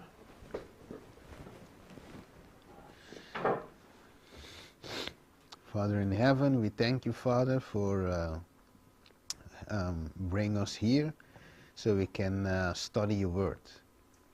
Right now, Father, you will open your word and guide us by your Holy Spirit. Lead us in all truth so we can be sanctified, as your word say. Right now, Father, put in my mind things that I have to say, things I don't have to say, take them away, and so I can be used by your Holy Spirit, and every brother here and sister can understand also what you want to communicate with us. Thank you, Father. We pray in Jesus' wonderful name. Amen. Amen. All right. We're going to continue like... huh? Yeah. Okay. Even escuché dingen echo. 1, 2, test. Yes. Okay. So right now we have the second part of the message. Playtime is over. And like you see, the subtitle is Choose Truth or Error. So we have studied last Sabbath, that a decision must take place. We cannot stay in the middle of it. We must choose true, or if we don't choose true, we have chosen already to stay in error. Or if you choose error, you're in error. But God wants us to choose truth because it's the only way, the only means that we can be sanctified. Otherwise, it won't happen. So that if we just studied past week, and also we have mentioned some things, but today I will go again in John 17 and verse 17 to read it, because it is very beautiful when you see, when you read John 17, of course from verse 1 till the last verse. But to make it short, I just take verse 17 till 19, and it says, sanctify them through thy truth, thy word is the truth. So the only way to be sanctified is through the truth. And the word, of course, is the truth. So it is only by Bible, by the truth herein, that we can be sanctified. And it says, as thou hast sent me in the world, this is the beautiful part, even so I have sent them into the world. So okay, Jesus, it keeps on saying in verse 19, and for their sakes I sanctified myself. That's the beautiful part. So Jesus did it for us, right? Because he loved us. Many times we read John 3:16, the only part that say, okay, for God loved the world, that he gave his only begotten Son. Okay, but we don't understand sometimes what that love implies, right? It is not just dying on the cross. That is one part that need to be done, but also during the life of Jesus, there was things that has been done that need to be done. So like, for example, like Ellen White said, it has not finished at the cross. So the cross is one part, center part of it, but the other parts are also very important. One part of it is, and for their sakes, I sanctified myself. In other words, he kept himself holy. He kept himself separate, right? From darkness, from the world, from every temptation of Satan. Okay? And it says, they also. In other words, Jesus does it for us as an example, so that we also, so like he did it, we also can do it the same for others and for ourselves, of course. It says, they also might be sanctified through the truth. So, okay, Jesus set the example, and we ought to follow his examples. It's the only way that we can go to the Father. Okay, so he is the truth, the way, life. John 14:6 tell us that. And look what it says here in 14:28. It says, ye have heard how I say unto you, I go below. Nós te mirei no pavimento. So nós podemos ler no pavimento, bom. I just read the English part. It says, you have heard how I say unto you, I go away and come again unto you. If you love me, if you loved me, you will rejoice, because I said, I go unto the Father, for my Father is greater than I. All right. So you see here that Jesus submit to the Father. The Father, greater than I, is the only way also to be sanctified. Okay. So Jesus came from the Father, set an example, die in that example, raised on the third day, okay, and went back to the Father after 40 days. Remember? Okay. And then we see that Jesus is setting, let me put away, the path, so we can walk in it, and also we can meet the Father one day. So there's no other way except through Jesus, right? Except to sanctification through the Word, and that Word is the truth. So in order for us to go to the Father, John 16:16, because I go to the Father, right? John 16:28, I leave the world and go to the Father. So, for example, it says, I come forth from the Father, and I come into the world again, and I leave the world and go to the Father. You see? So Jesus setting the example, right? So we can also meet the Father one day. Yeah. You see that the beautiful part of the prayer in John 17? So Jesus praying for us to be one, like he is one with the Father. And for us to be one with him, because in him we can meet the Father one day. So very beautiful. When I read John 17, I see more than just a prayer. It's a prayer of love. So Jesus, everything that he did not do it for his own. Okay, he did not do it for his own. He did it for us. Because remember, he came from the Father. So he didn't have to do it. But he came from, set the example to help us to go where he is. Okay?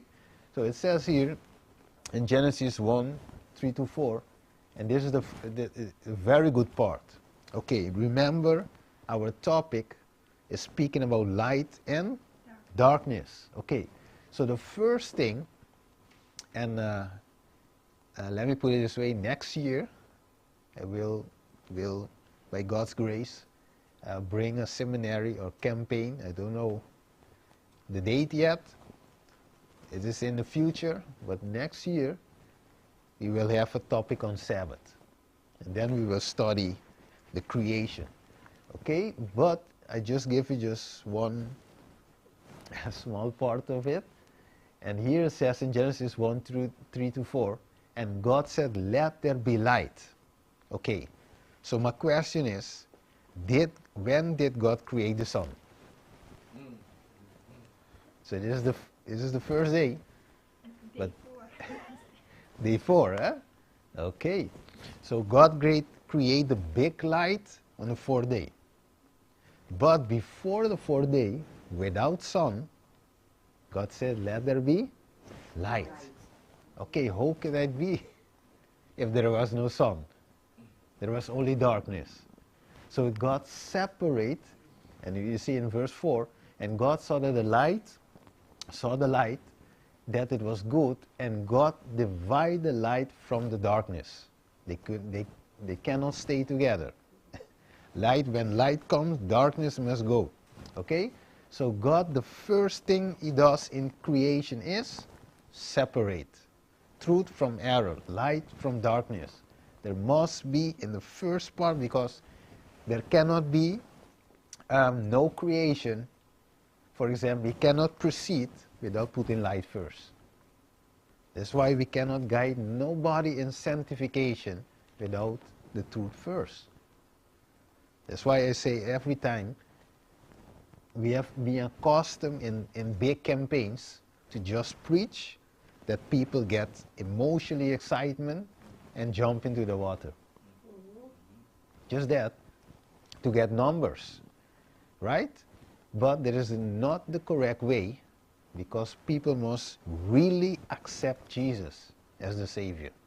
For example, no one will get married without knowing the one that he will marry to. Right? You don't even know the name of the person. Right?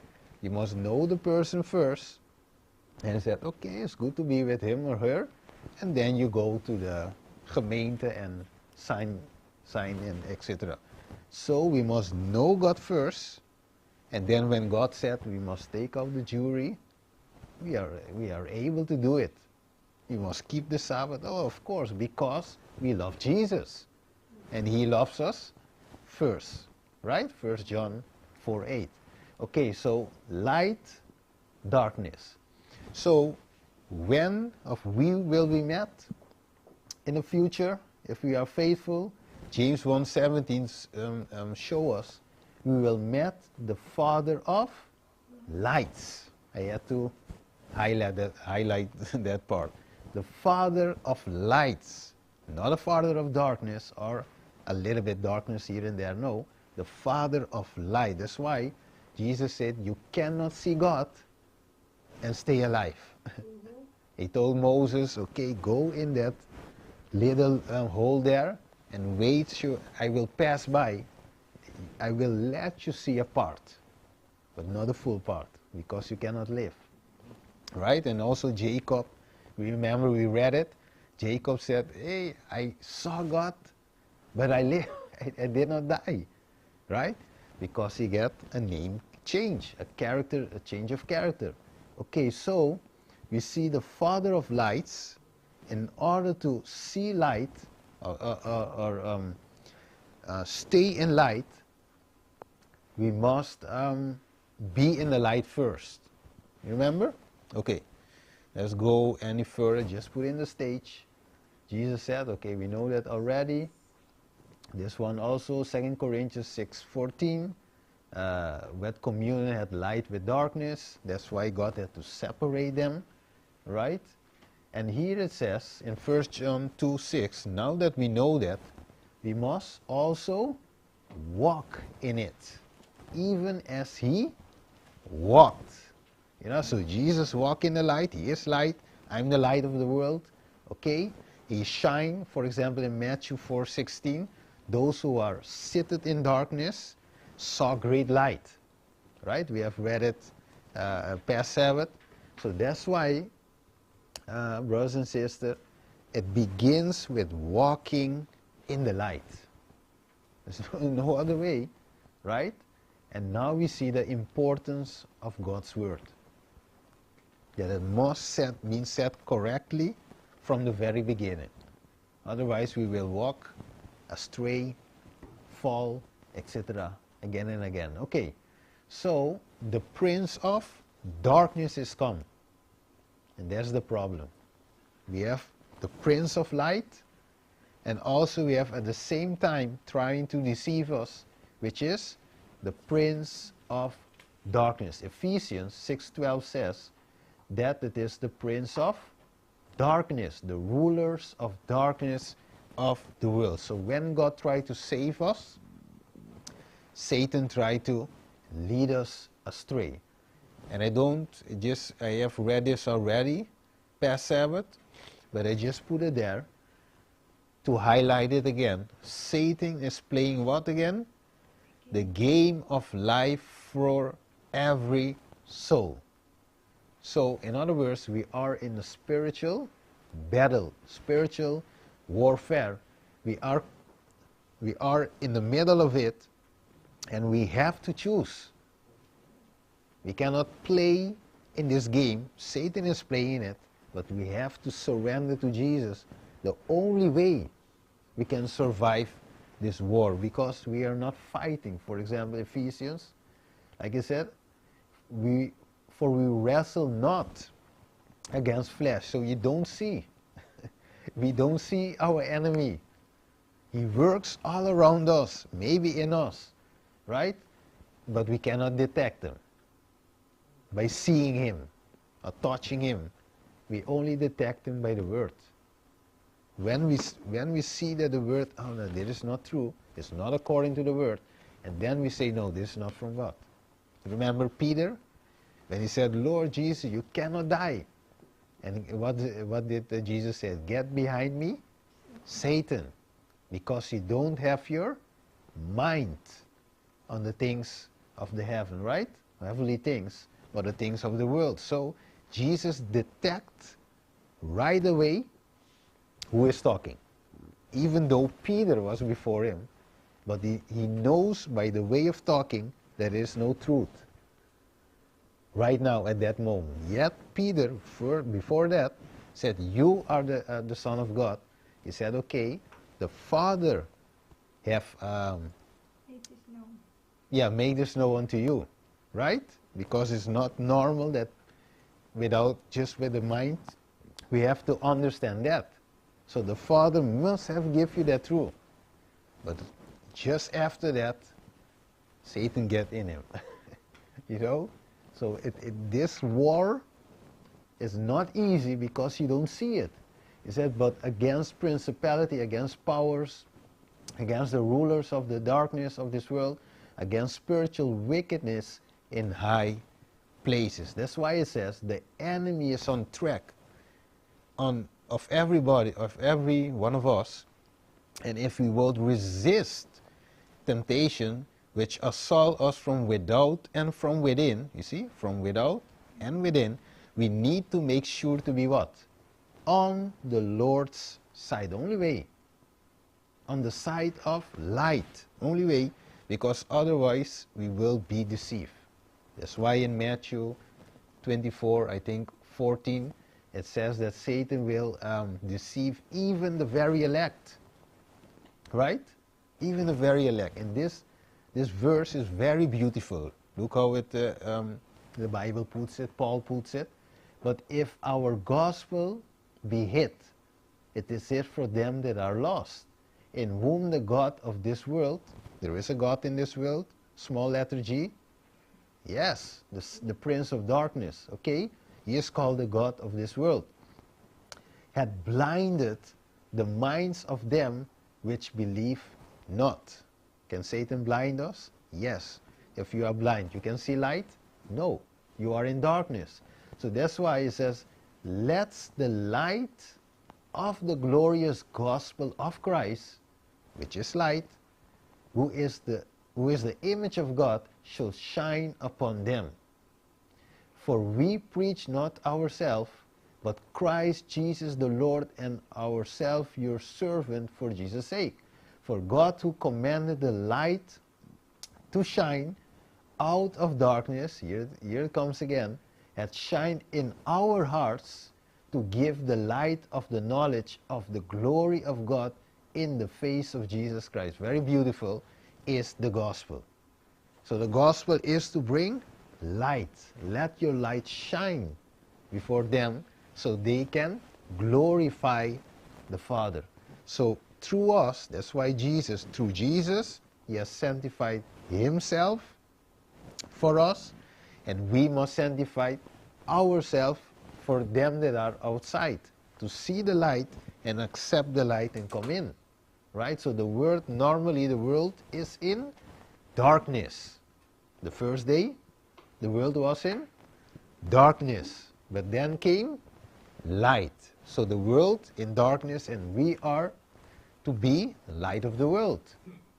You see it? Okay, so past Sabbath we talk about the Sabbath School Lesson Guide, and we show that the Jesuits have entered in the education of our schools and also feeding millions, thousands of Seventh-day Adventists with this Sabbath School Lesson Guide, which is mingled with true and error.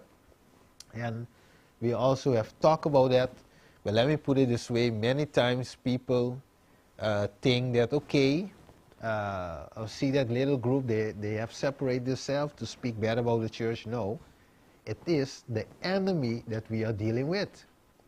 Ephesians 6:12. So it's not about the president himself, because our war is not about with flesh and blood.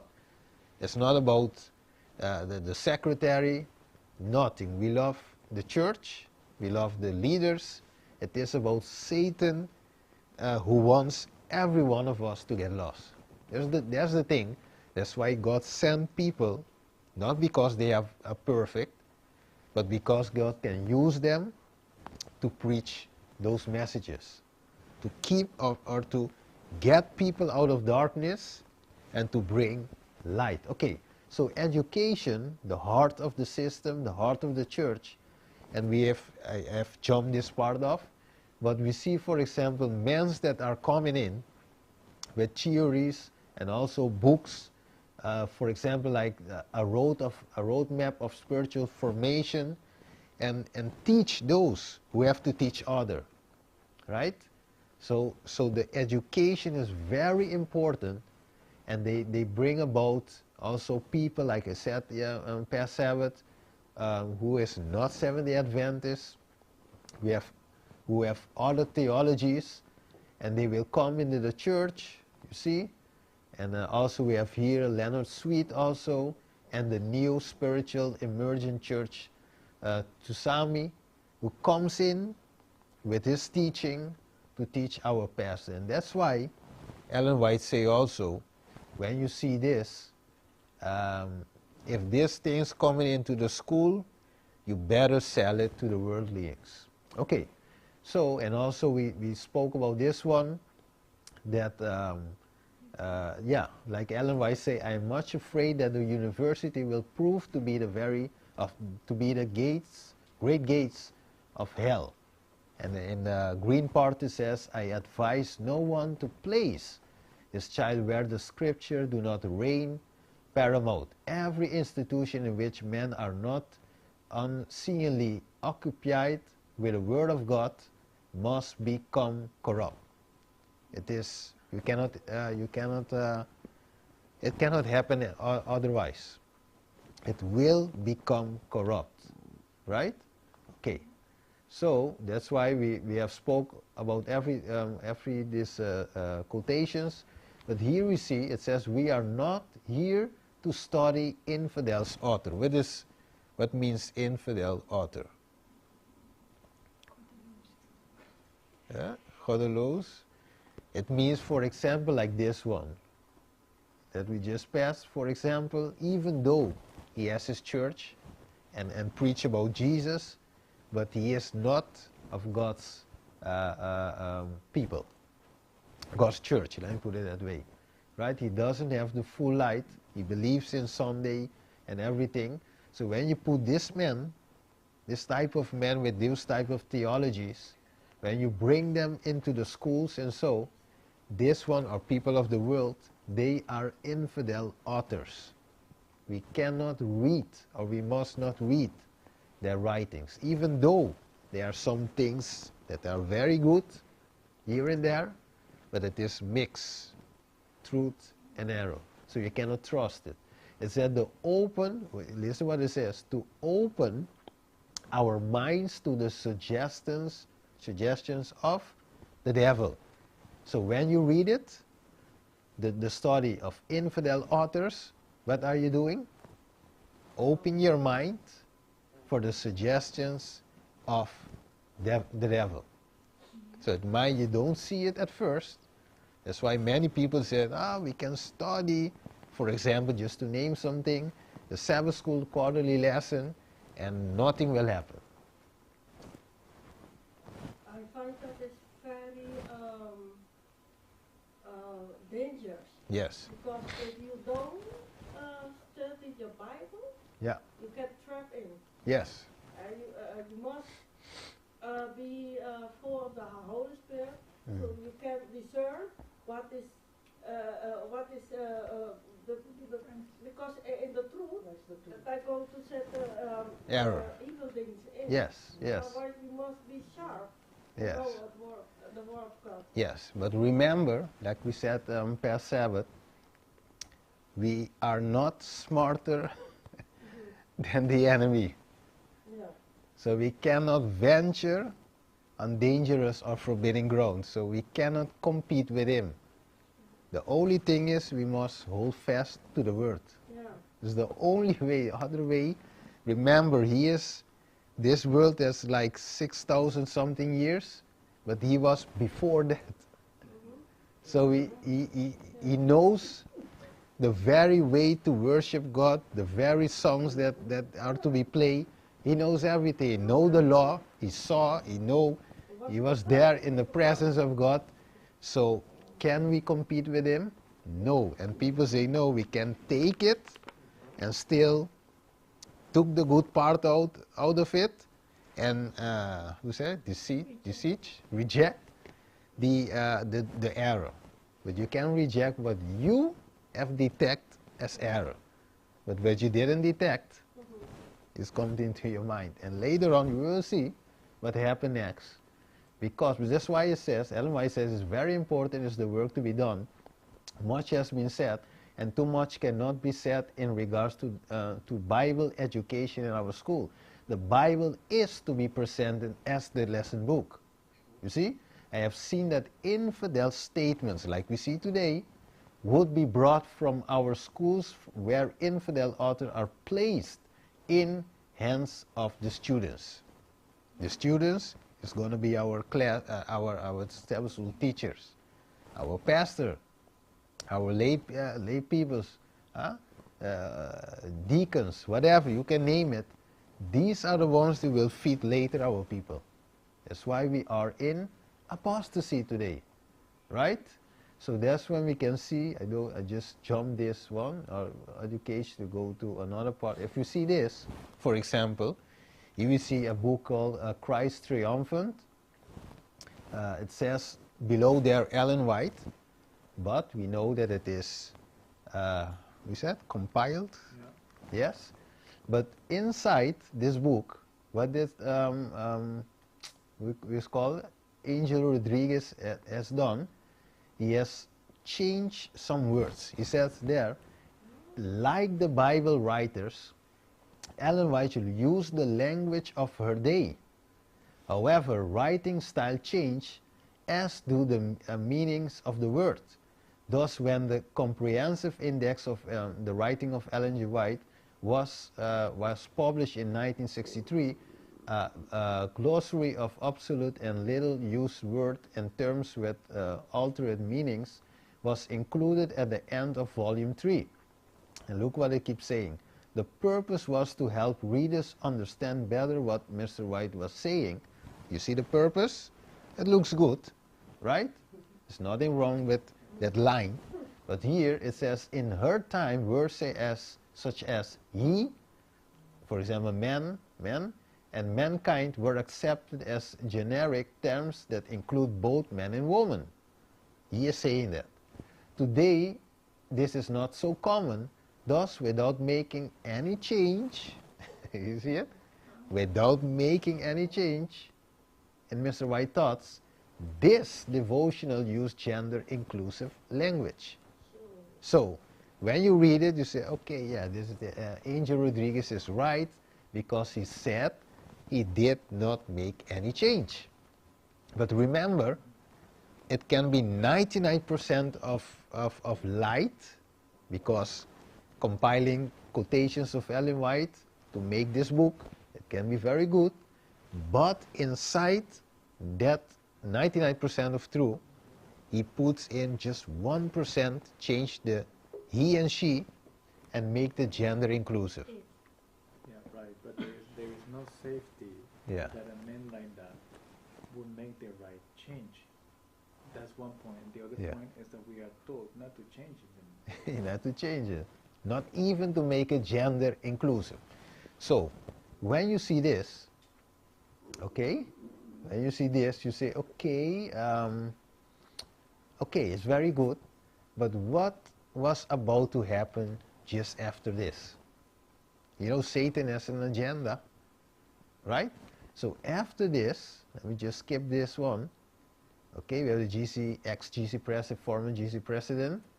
And here at this church, later on we saw what? We saw, like here it says, we are celebrating the ordination of Pastor Joanne Cortix. Of let me put it away, Pastora Joanne Cortix at Beloved Church. In this Sabbath, we honor her answer to the call to pastor and plant churches for the worldwide Seventh-day Adventist Church. Congratulations, Pastor Cortez. We know we will bless you and your family ministry. Columbia Union visitors. So, we see here the ordination of the pastor, woman pastor. So you see where it goes? Just a small change, like it said here, without making any change in Mrs. White writing thoughts. This devotional book used gender inclusive, right? So we have seen right there after one, we have seen also a gay chorus, a transgender elder in the church. So we have seen LGBT movement and all those things has entered in the church. With a small change, just make it gender inclusive. So, and this one, let me put it this way, this is a compiled book, right? So it's a difference that what Ellen G. White have wrote herself, put together, and what people afterward put together, right? So it's a difference. But you see small changes as brought to ordination. And there she is. There's one of them. There are more. Even here in Holland, we have women pastors, right? Yeah. In the church. So we see where did it come from? It didn't come from the word. No. So there, in other words, there is no sanctification. And if Jesus first walked in the light, to be an example, then this example is not light, it's darkness. So everybody who follow in this path will walk in darkness. Except in that walking, we know that the Holy God is merciful. He can take people out here and there to give them light. Right? So God is merciful. Thank God for that. Because God sees and God helps. Okay. So it says here, the Lord permitted what? To consume the principal building of the Review and Herald and the Sanatorium, and thus removed the greatest objection raised to moving out of Battle Creek. So, when we try, because we see, I know God is going to, many of us say, no, God will do nothing, God will do it himself, etc. It's better for us to do it before he does it. Because when the cup of iniquity fills up and come to a place, God will handle. So that's why, you remember the Israelites said to Moses, you speak, we listen. Because we don't want to go in the presence of God, right? Because they saw the thunder, they saw the fire, they saw the smoke. Okay, so you talk, we listen. But right now we think, today, that God is a God of 2025. A modern God, and not that God from the very eternity. So God has changed. The Review and Herald was burning down also because they were about to print apostate. Yes, here's the next one. It says, I feel a terror of soul as I see what a pass our publishing house has come. The press in the Lord's institution have been printing the soul-destroying theories of Romanism and other mysteries of iniquity. The office must be purged. Then God will do it himself of this objectionable matter. So what does happen to Review and Herald? Burned down. Burned down. And the sanatorium, right? So why? Because they were printing soul-destroying theories of Romanism. And today is the same thing. The Romanism was in the Battle Creek. Yes. Ja, de Living Temple. Ze wilden de Also, materialen yeah. van de Living Kellogg's. Temple. Harvey wilden Kellogg. ze, ja, van Harvey- Judaïsme. ja. Dat wilden ze als sabbatschoolboek gaan uitgeven. En Ja. God heeft daar een stokje voor gestoken door de hele boel plat te laten Ja. Dat kwam branden. door Kellogg's. Ja, hij was- naar Kellogg. Yes. Kellogg's, oké. There's the Living Temple. Okay, but Kellogg's claim to use Sister White writings to say, okay, Sister White said this, Sister White said that. He was using the right. So when you take that Living Temple book, you say, it's very good. It has Ellen White, etc. Danger, because it was mixed truth and error. Ellen White said, I never said that. They misquote my writings. That's why she forbid people to say Ellen White said. Go to your Bible. Okay, so here it says in Ecclesiastes 8, 11 till 13, he said, because sentence against evil, work is not executed speedily. Therefore, the heart of the sons of men is fully set in them to do evil. Right? So because God doesn't act rapidly, then we think it is okay. Let it go, but God takes His time for us to what? To repent, right? We must become, God is a loving God. He wants us to repent first before judgment. And here it says, we have four more to fear from within, then from without. So from within you don't expect a danger. Right? You say, okay, it will come from the past Pentecostal, the Roman Church, the Baptist, the Methodist, the Jehovah Witness. But God said we have far more to fear from within than without. The enemy is smart. He works from the inside. Because from the outside, you said no, you push back. But then the inside, you said, okay, come to preach. And then they preach heresy. Okay, I don't go into Judas. You can read it, verse 3 to 4, 1 Timothy 4, 1. You can also read seductive spirits, doctrine of devils. Okay, I will skip this. Okay, so here we see Satan's objective, primary objective, because I told you past Sabbath, this is God's church.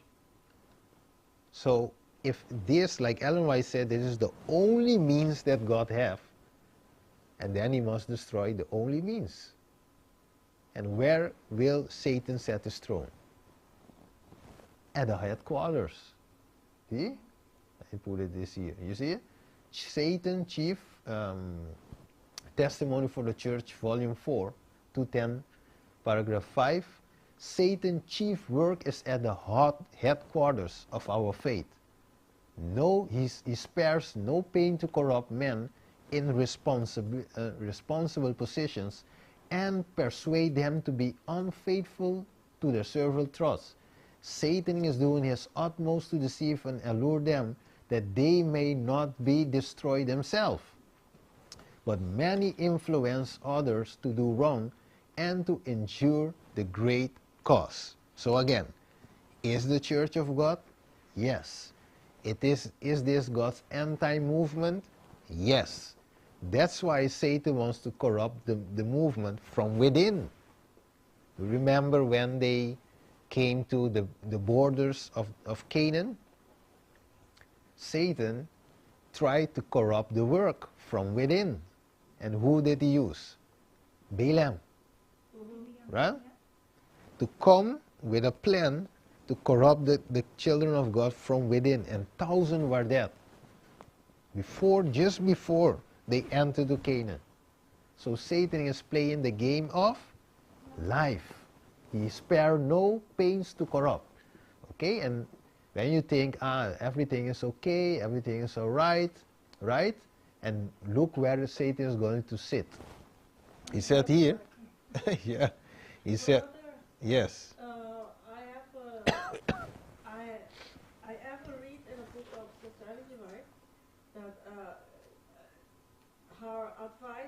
her advice was that in every state of every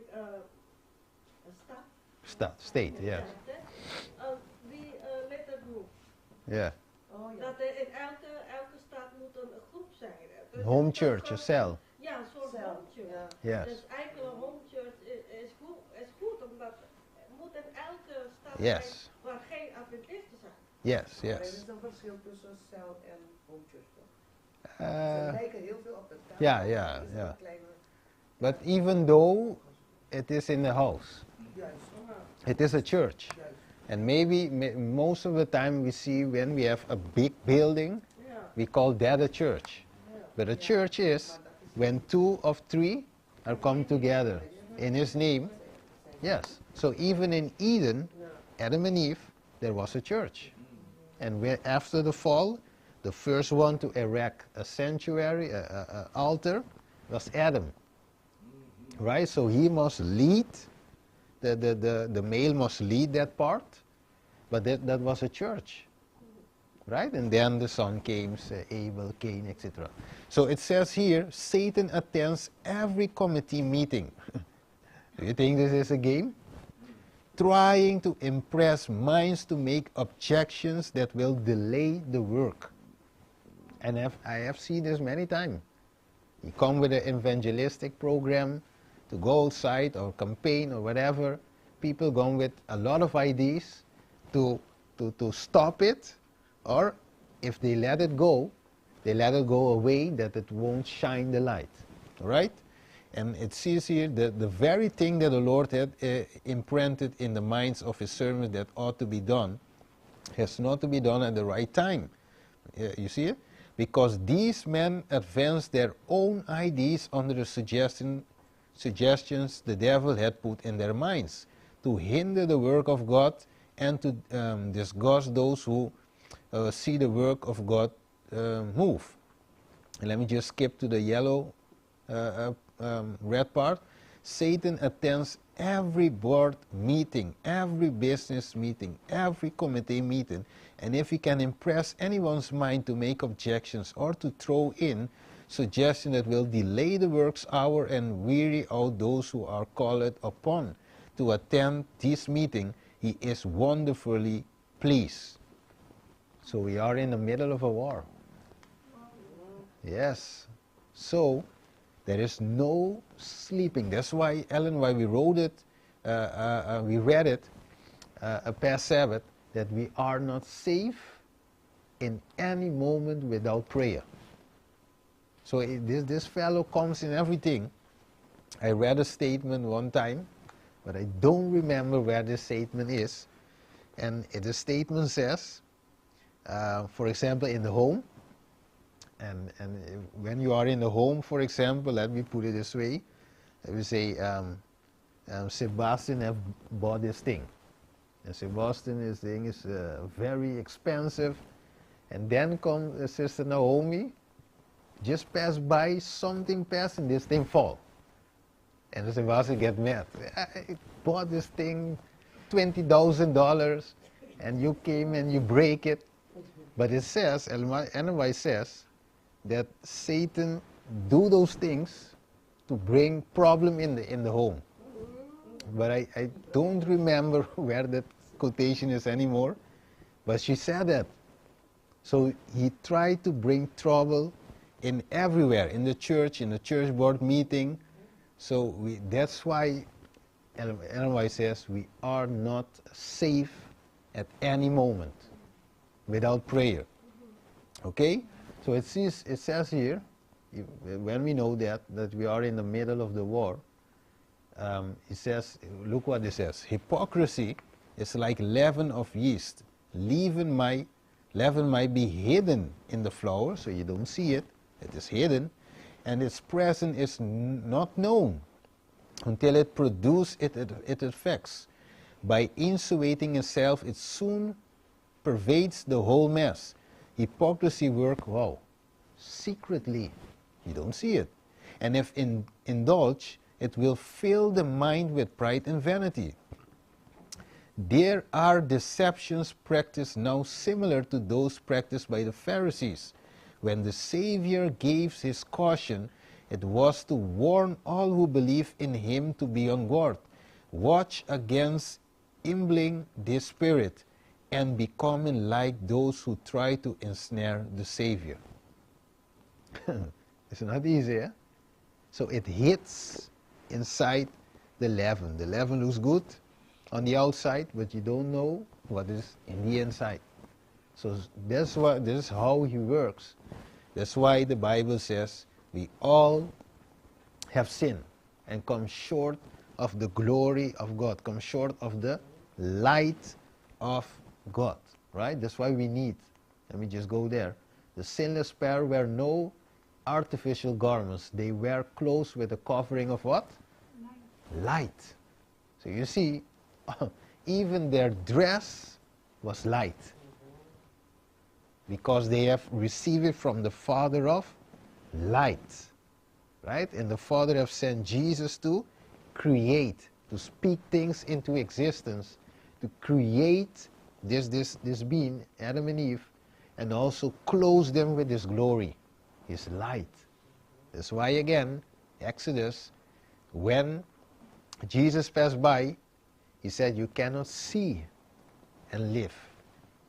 I must just let you just see a little bit of light. But those pair can live in the presence of God in that time before sin. So when sin came in, it says, so long as they live in obedience to God, so long. When they stop, they cannot continue, right? So this robe of light continue endures them on so long, right? It said the robe of light which had enshrouded them, now disappeared, and to supply its place, they endeavored to fashion for themselves a covering. You see, so when we leave the light, or not walking in the light, we will make an artificial light, like that we have here. It's not a sun, right? It is made by men. And when the current goes, no light. Then you see the real darkness, right?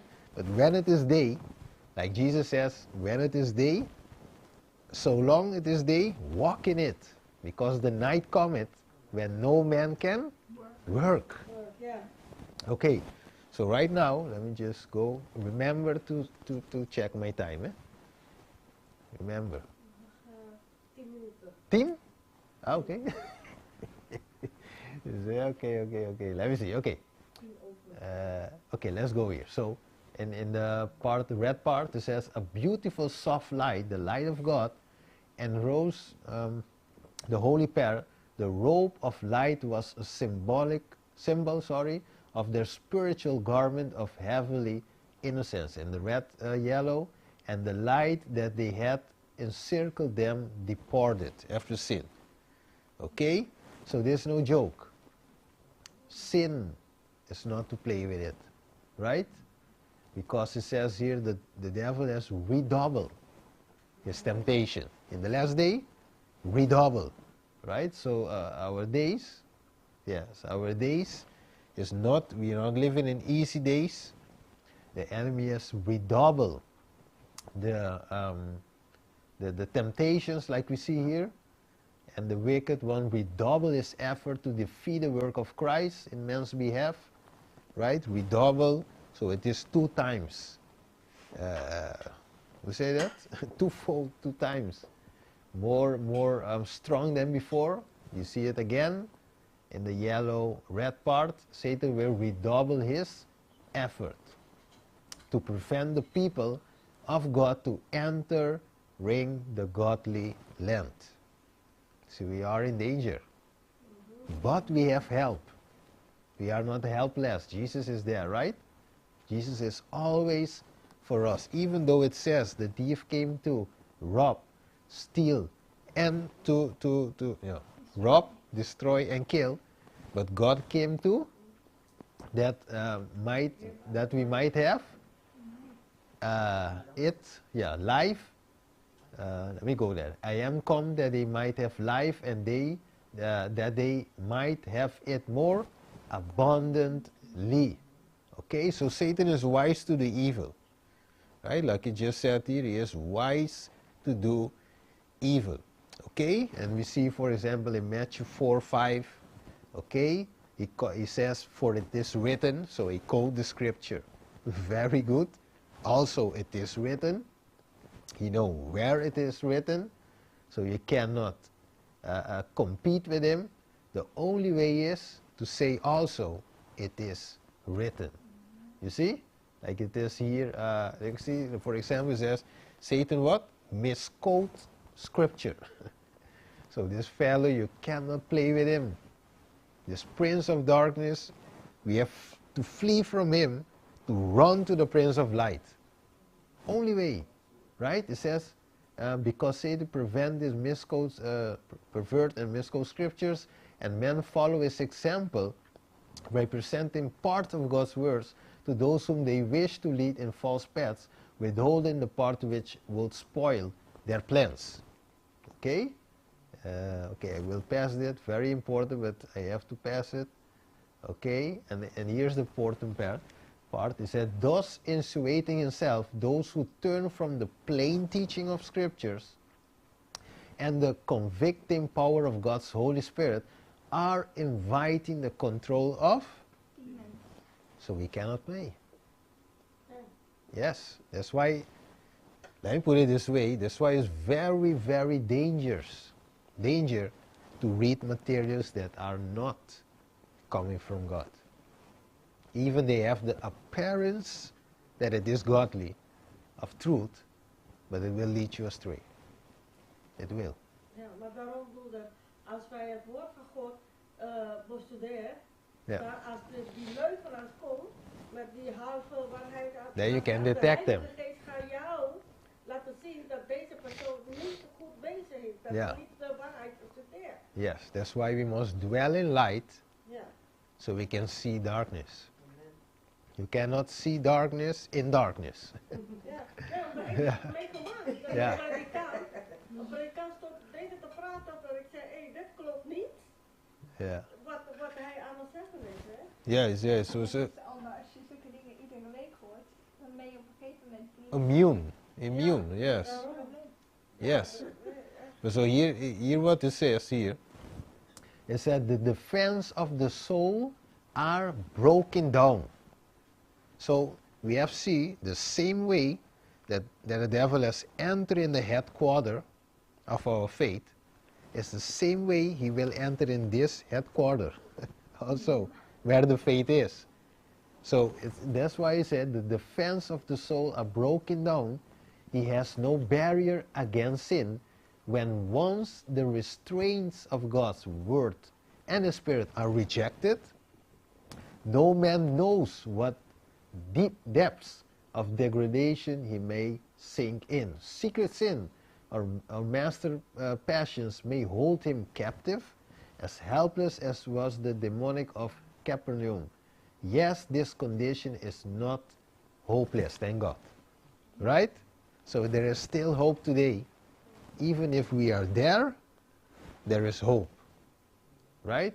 When Jesus comes, there must be hope, because he is the light of the world. He can expel every darkness because he made light without sun.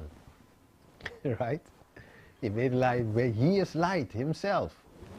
Right? But when we know that the devil tries every time to mingle truth with error, just like Belshazzar, he drink wine in the cups of God. Sacred cups of the temple. And he mingled it, but then all of a sudden when he was drunk, and then God came to pronounce the sentence, right, the judgment, okay, that today many tekel uversim, right? So he was placed in balance and be found wanting. Okay, so I will jump this. I know I have 5 minutes. Okay, so let me just jump this and go to a very important part. Okay, let me see. Okay, let me just go this. Okay, so there are always, brothers and sisters, doubts, the hooks that you can hang your doubts upon.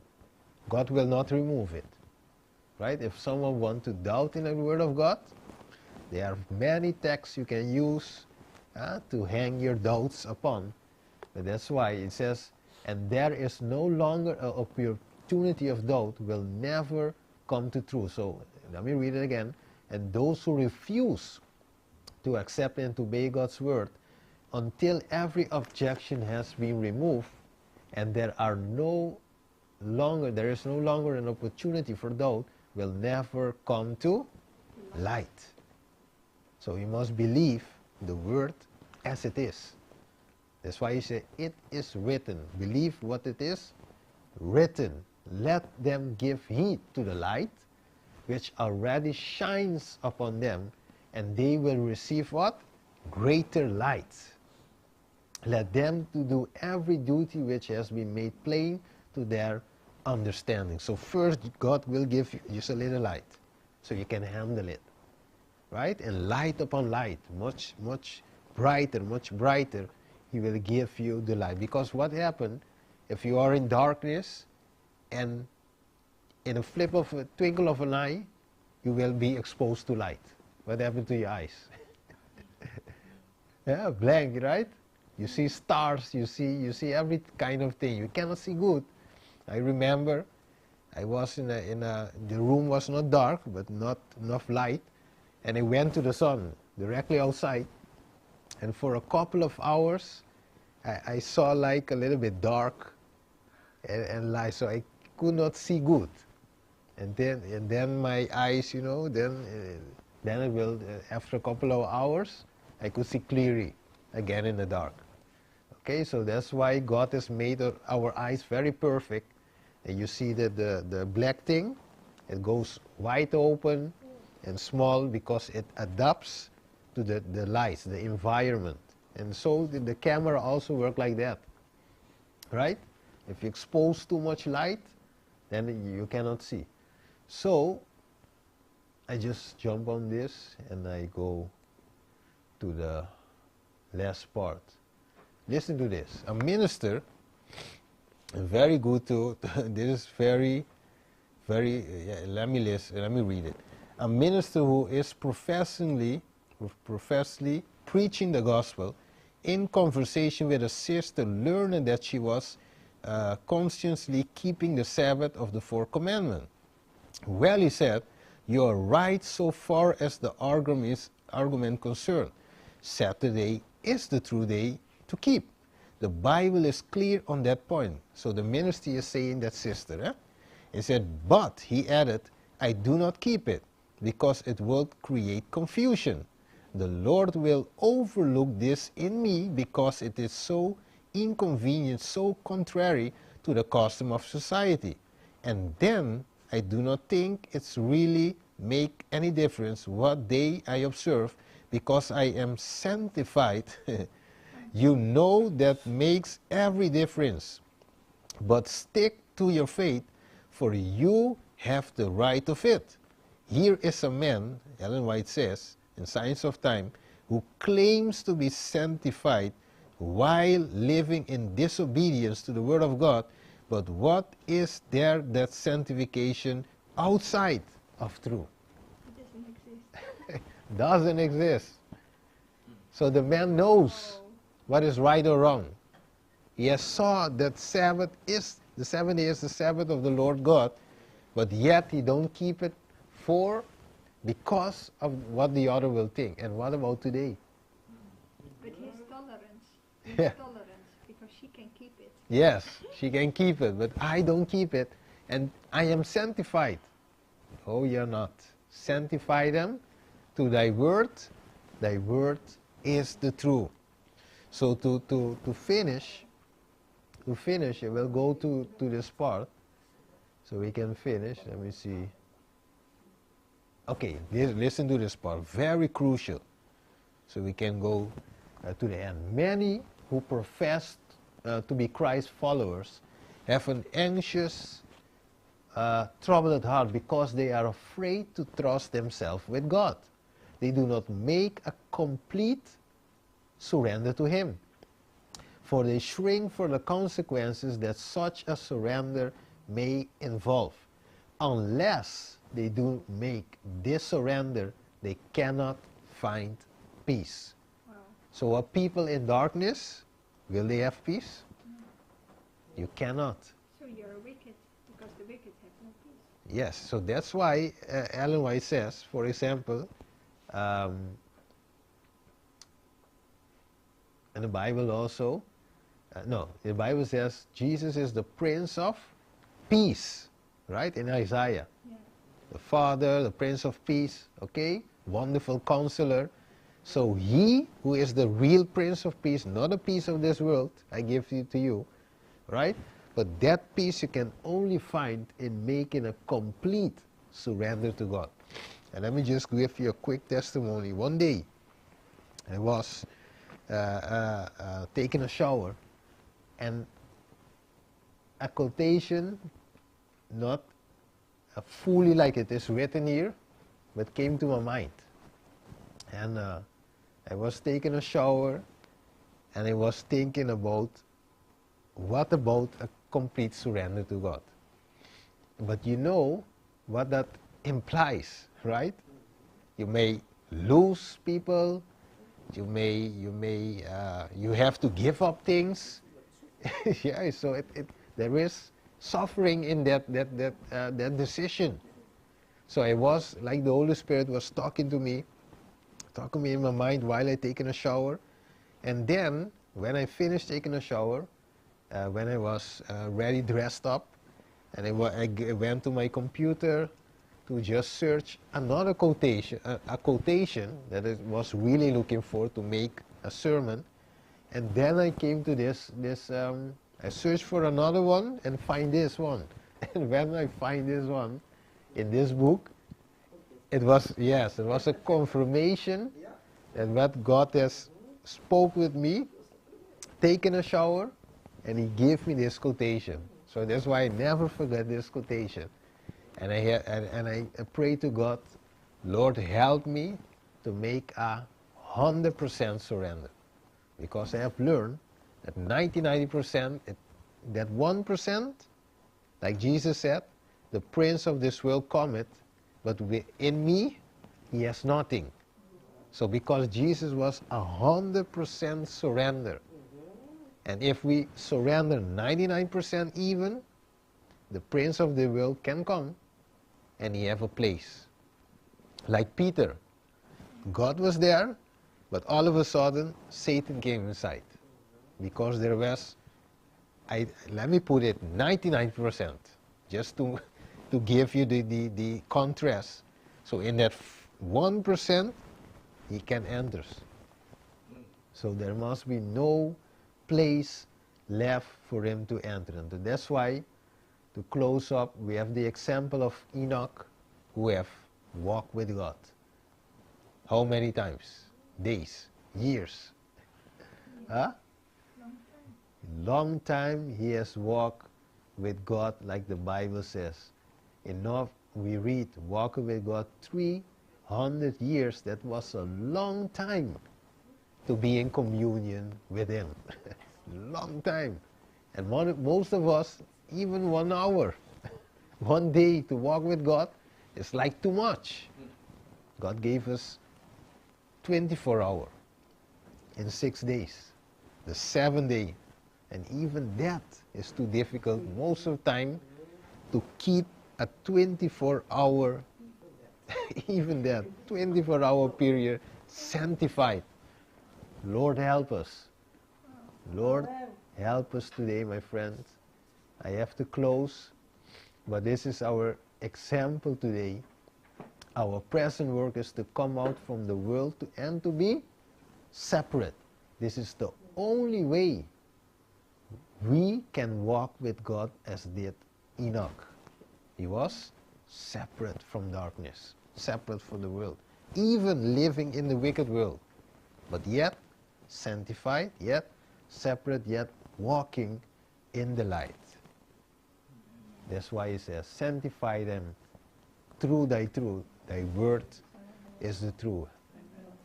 Another time we will give you another quotation where Ellen White says how we can walk in that light.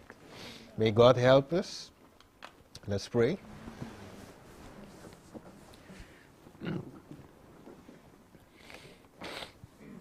We will pray. Thank you, Father. We thank you, Father, for this message that you have given us today. I thank you also, Father, that you have helped me with my nose, that I can speak normally the whole sermon by your grace. And help us, Father, that this not be only a message, not only just a truth that was spoken, but that we can practice it. Because like you said through Ellen White, truth is not truth if we don't practice it and live it in our daily life. That's why, Father, we want this experience like Enoch had, walking a 300 years with you. But we don't live 300 years, Father, but the years that we have left living in this world, we want to walk with you. Help us to walk with you. Help us to walk in faith, to believe every word that is written in the Bible, and to walk and live with it by faith. Thank you, Father. Bless us. We pray in Jesus' wonderful name. Amen. Amen.